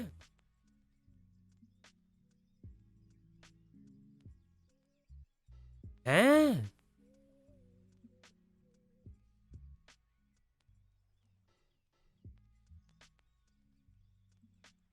Did I accidentally delete it? Oh no, he's right here. I'm fucking blind. Jesus. Actually blind. Okay, next director. Scorsese. Come on. Scorsese, come on. That's an S tier right there. brilliant way of portraying. I mean, obviously, all of his mainstream movies, the way he portrays the Italian mob is brilliant. But he's evolved as a filmmaker throughout the years. He's not a filmmaker that is stuck in the past like a lot of his contemporaries. A lot of the filmmakers that were at their peak in the 70s and the 80s, they've fallen off, chat. You might have noticed. All of their recent works, not nearly as good.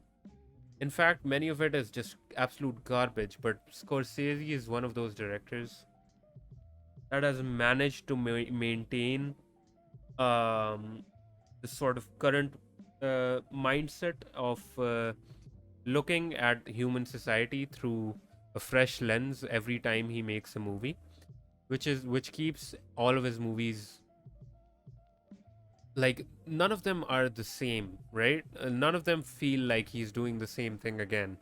He sort of balances this familiarity, but also does tries to do something highly unique that he hasn't done before with every movie that he makes, and that's something I highly respect.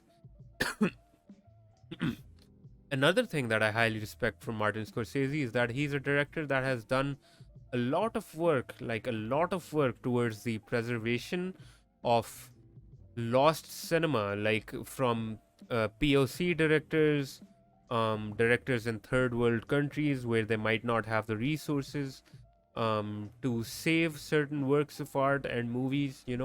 He's done a lot of work for preservation and restoration of a lot of great movies, and that's something I respect for him too. Respect him for as well. Um, Obviously, he loves the craft. He's deeply in love with it, and he's done a lot of work for it over the years. And I just highly respect him. Mel Gibson.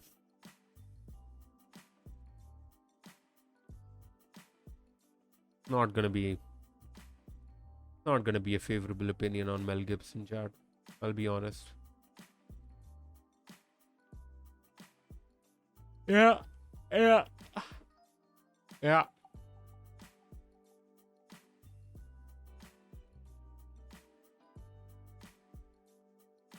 Yeah, yeah, yeah. It's gonna be like a D tier. Mel Gibson's like a D tier. Not a good director, in my opinion. Everybody seemed to like Hacksaw Ridge a lot. I didn't like Hacksaw Ridge. Didn't think Hacksaw Ridge was that good. Don't know why people like that movie. It was okay, but all of those scenes with um, what's his name? What's his name? You know that scene with Hugo Weaving? Those slow motion scenes, they're like comically bad. Comically bad. I don't know why people like Hacksaw Ridge so much. And I don't really have a thing for Braveheart. So yeah, it's like a D tier, like a solid D. Michael Bay is D tier. D tier is fine. Like, obviously very vapid, very vain, very surface level movies. But I can somewhat enjoy them as that, as exactly that, just vapid, vain movies. But obviously, not good, not great, not great, not a good director. Michelle Haneke. Oh, he's like. I'm gonna put him in A because I've seen very few movies from him. I've only seen Cache.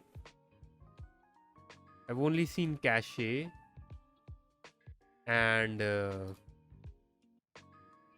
Funny Games, the original Funny Game.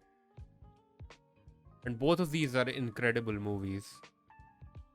Very held back in their approach, very reserved, so that when something disturbing or something impactful does happen, its impact is sort of magnified that much, right?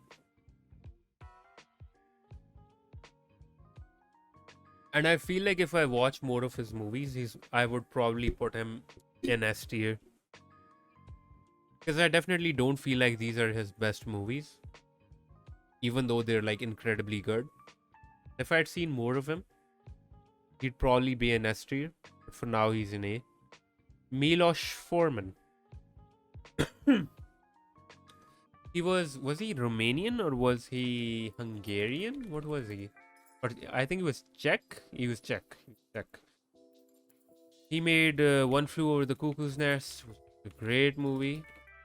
I have not seen Amadeus, which I've heard is great as well. Was it Amadeus? Yeah. And then there's this early movie that he's made that I don't remember the name of. But I've only seen One Flew Over the Cuckoo's Nest. Just based on One Flew Over the Cuckoo's Nest, it's gonna be an A. Antonioni.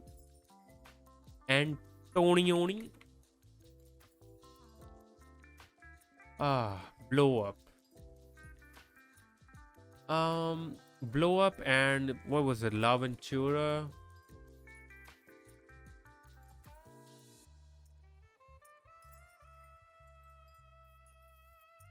Right.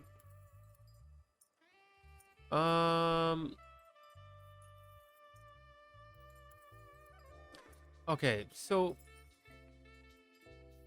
I feel like Antonioni's movies, I can appreciate them from a filmmaking aspect, okay? Like, I appreciate them from a filmmaking aspect because he does things in a very reserved manner, but at the same time, the way he sort of moves the story forward, where he doesn't treat the audience like fucking children, and he expects you to get character motivations, and he expects you to get where the movie is going. I respect that, but at the same time, the sort of stories that he depicts is not something that really resonated with me, at least for the movies that I've seen from him, which are only these two. So I still have a lot to explore. So I'm only talking from what I've experienced. But that's my opinion on Antonioni. So I'm gonna put him in like a solid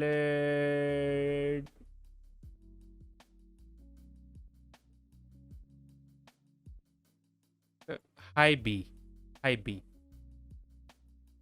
Shyamalan.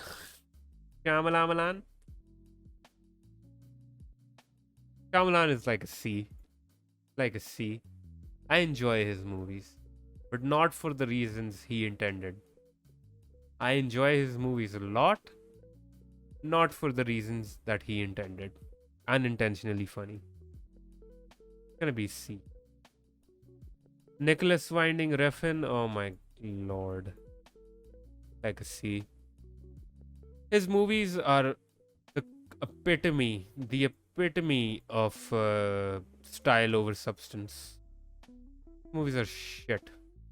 Like, so well shot, so visually appealing, but have nothing to say.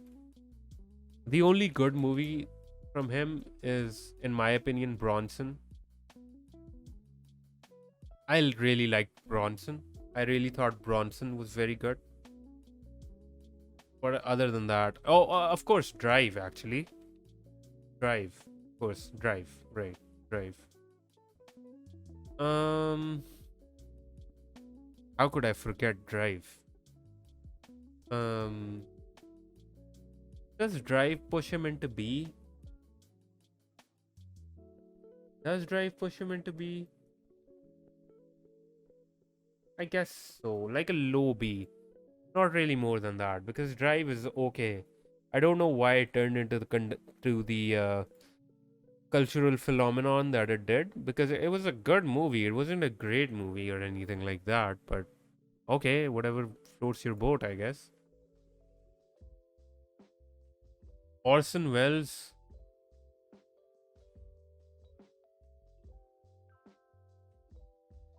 solid. I mean, I have to put him in S tier. I have to. As a filmmaker, I have to. Because Citizen Kane, I don't think Citizen Kane is the best movie of all time or anything. But Citizen Kane did do a lot for filmmaking. It did pioneer a lot of techniques that are still used to this day, that are very commonplace now, that were not considered commonplace, And he's done a lot for the documentary space in filmmaking as well, with movies like F for Fake, which was a very experiment. That's like F for Fake, chat, is like a YouTube essay that came out in the 70s. So he's done a lot for filmmaking, so I can put him in S tier and not feel bad about it. Nuri Bilsalyan is a Turkish film director who I've heard is extremely good. I have not explored him at all though. Devchenko, I have not explored. Paul Thomas Anderson is an easy S tier. Not a single bad movie from this man. Literally has not made a single bad movie. Everything he makes is meticulous. The period pieces that he's made are highly accurate, really immersive, put you into the headspace of the character, lovingly created, lovingly written, beautifully portrayed. His actors are well casted. Cinematography is brilliant. He often hires great musicians to come up with incredibly unique soundtracks for his films. Yeah, he's like one of the greatest contemporary directors of our time. Pavel Pawlowski, I have not explored. Amdawar, I have not explored. Peter Jackson. Peter Jackson's a solid A. Because obviously I have to give him the respect that he deserves for the Lord of the Rings trilogy. I also love some of his earlier work, which is stuff like what was it called? I forget the name. Like, what was the name of his gore, gross out, low budget movies? Don't remember. Dead Alive, I think its name was. Dead Alive? Yes, this movie. This fucking movie.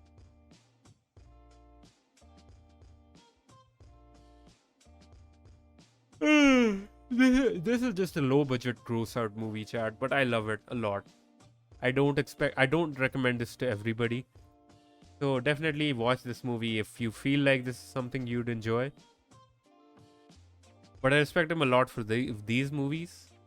But he also made fucking The Lovely Bones, which is a stupid ass movie, which I did not like at all.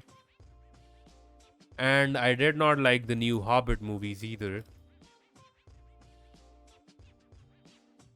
So I respect him for The Lord of the Rings and this shit, but I don't respect him for The Hobbit and The Lovely Bones. So it's gonna be a high B. It's gonna be a high B. It's not gonna be an A. Pasolini, I've only seen Sodom.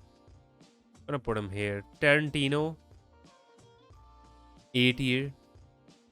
He's not the best filmmaker of all time or anything, chat. His movies are fairly surface level. He wears his influences on his sleeve, right? But he knows how to make films, okay? He knows how to build tension. He knows how to write dialogue, even though it's not realistic dialogue. It's still very entertaining dialogue. Movies are very entertaining. Even though they're very surface level, they don't really have too much to say underneath the hood when it comes to like the human psyche or anything, or the human experience. But they're still very entertaining movies. And I have to respect Tarantino for the fact that he's like a gateway director for many people that get into film, right? Many of the people that get into movies, like, like delve deeply into movies and filmmaking and filmmakers and stuff, a lot of them get their start from Tarantino movies, right? So I have to respect him for that. I have to. So he's gonna be an A, like a solid A. Fastbinder. Fastbinder's a solid A. I saw Ali Fear Eats the Soul. A brilliant movie from him. Such a good movie. Depicts like a relationship with a very significant age gap, but at the same time you really understand why these people understand each other and why they've developed this bond, because one person is an Arab worker in a bar, the other is a lonely widow, and both of them are kind of ostracized in their own way from the larger part of society. And they sort of find this comfort in each other, and I think it's really beautifully depicted in this movie. I have to watch more Fastbinder because he's a very talented director. Linklater. Linklater is like a high A, or maybe even a like a low S.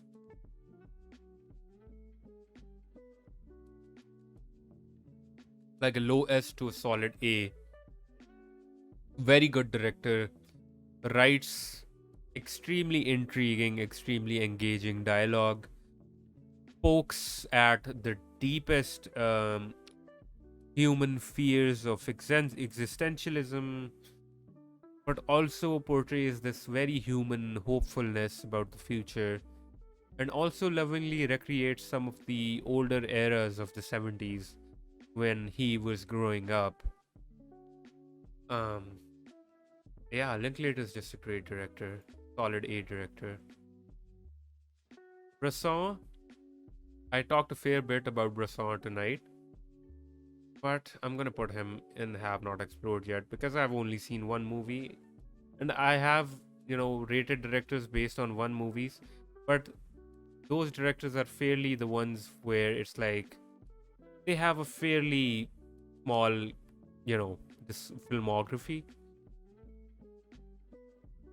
But Bresson, I feel like there's like so much stuff I still have to watch from him before I can form a solid opinion.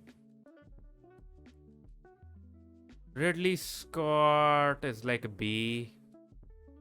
He made Alien, which is one of the greatest horror movies of all time, but he's also made a lot of duds as well. Blade Runner, of course. Blade Runner he's made is brilliant for its time. For its time. For its time. But made a lot of duds as well. He's like a solid B. Alfonso Cuarón, the king of long shots. Like solid A. He's like the king of long shots, chat, but at the same time, he doesn't really use that as a crutch where it's like, oh, look at me, I'm so brilliant with these long shots. He actually has a lot to say with his films as well. Depicts great ideas of just humans interacting with each other, dealing with stuff like grief, losing somebody close to them, as well as high concept ideas like Children of Men, where it's like, this society where women can't bear children. Brilliant director. Polanski, shit human being, good director. I'm gonna put him in high B. High B, low A. Rosemary's Baby. Chinatown. Chinatown, I think, is an S tier movie. But Polanski has made a few duds as well. The Pianist, I think, is a great movie. Like an A tier movie. But actually, I'll move him up to A. Like, in terms of filmmaking, okay, he's a good director. He's a good director. Good human being, good director.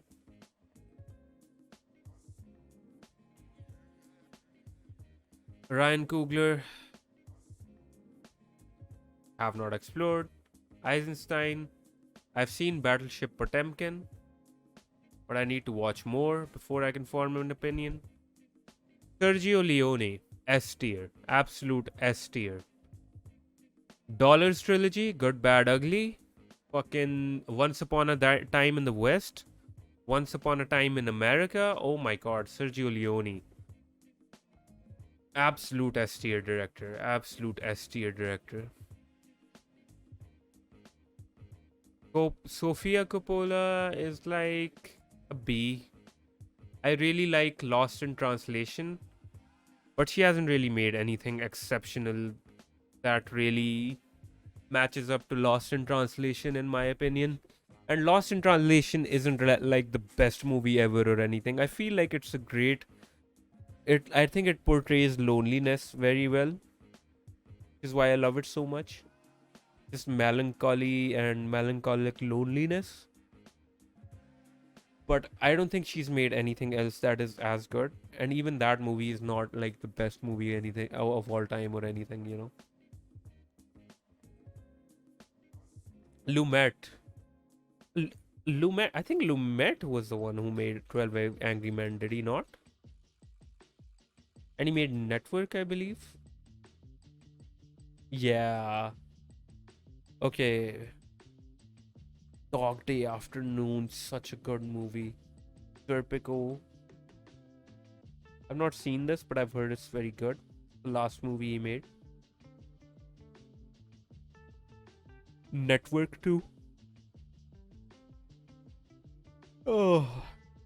I'm getting tired, chat. Sidney Lumet has to be S tier. Has to be.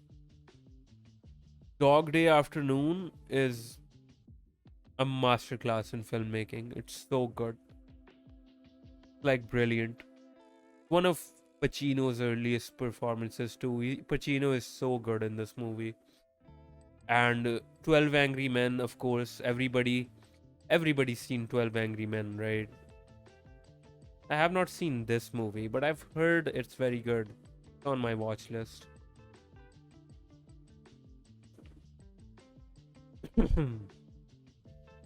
Spike Lee.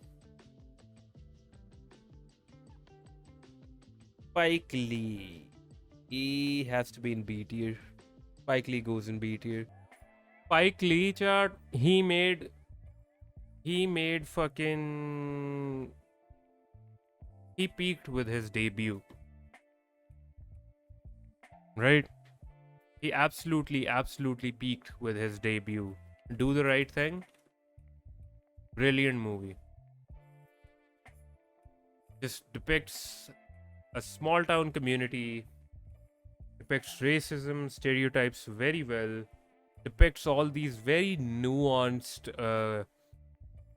dynamics and conversations that happen between different people of color, people from different demographics, not just African Americans, but even Korean Americans, as well as white people, as well as Italian Americans, you know, and how their dynamics sort of interrelate with each other. Very, very sensible movie. And then he never made anything that was as good.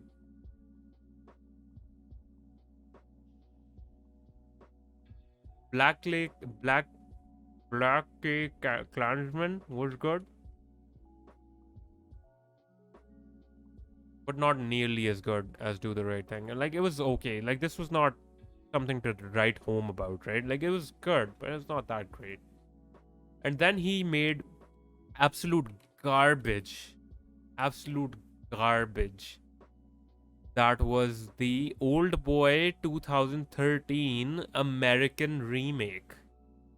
For those of you that didn't know this existed, yes, it exists. The American remake for Old Boy, directed by Spike Lee. Yeah. And as you can probably imagine, it fucking sucks dog shit.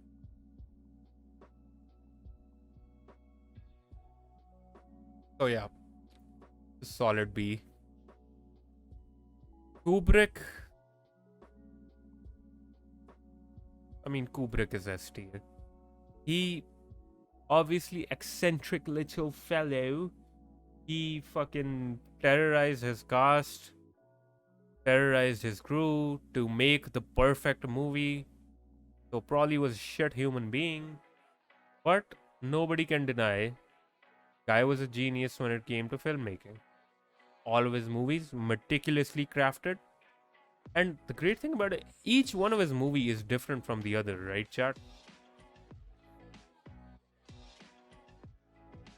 He's made a period piece in Barry Lyndon, made a sci-fi movie in 2001, made a horror movie, The Shining.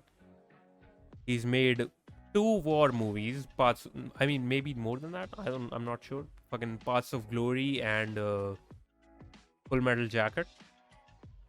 It's made all types of movies, and all of them have been immaculate, right? All of them are like S tier. And he's been so influential to so many filmmakers. Of course, he's gonna be in S tier. And then we have Steve McQueen. Literally not a single bad movie.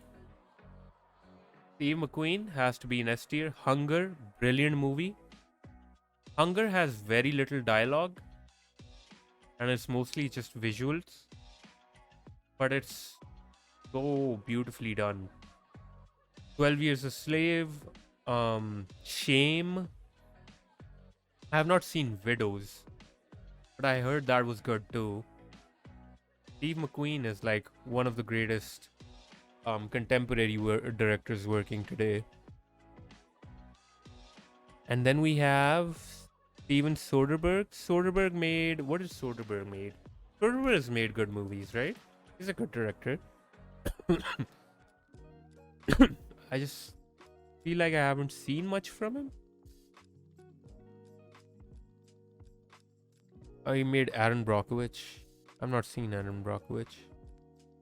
What are some movies that I've seen from him? Contagion. Made the Solaris. Sex, Lies, and Videotape. Okay, he made the Oceans movies. Okay. Chad, I'm just gonna go with Have Not Explored because I've only seen the Oceans 11 movies. The Oceans movies. And I feel like that's not really a metric to judge him by because his other movies are wildly different and I have not seen those. I'm just gonna go with Have Not Explored yet. And then we have Hitchcock. Gee, I wonder where I'll put Hitchcock, chat. I wonder where. Of course. Of course it's gonna be in S tier. Hitchcock, master of suspense, probably made the framework for pretty much every suspense thriller that came out after it. Understood the power of editing very well and used it like a madman. Used it like a supervillain to just push you over the edge when it comes to tension, right? Brilliant writer too. And that's gonna be the list, chat. Wow, I did not think I would make it till the end. I thought I was gonna... Okay. There you have it, chat. There you have it. Finished it. I'm probably gonna save this somewhere or take a screenshot of it. And yeah, maybe a year later or something, I'll come back to it and we'll see how... we'll see how this has changed.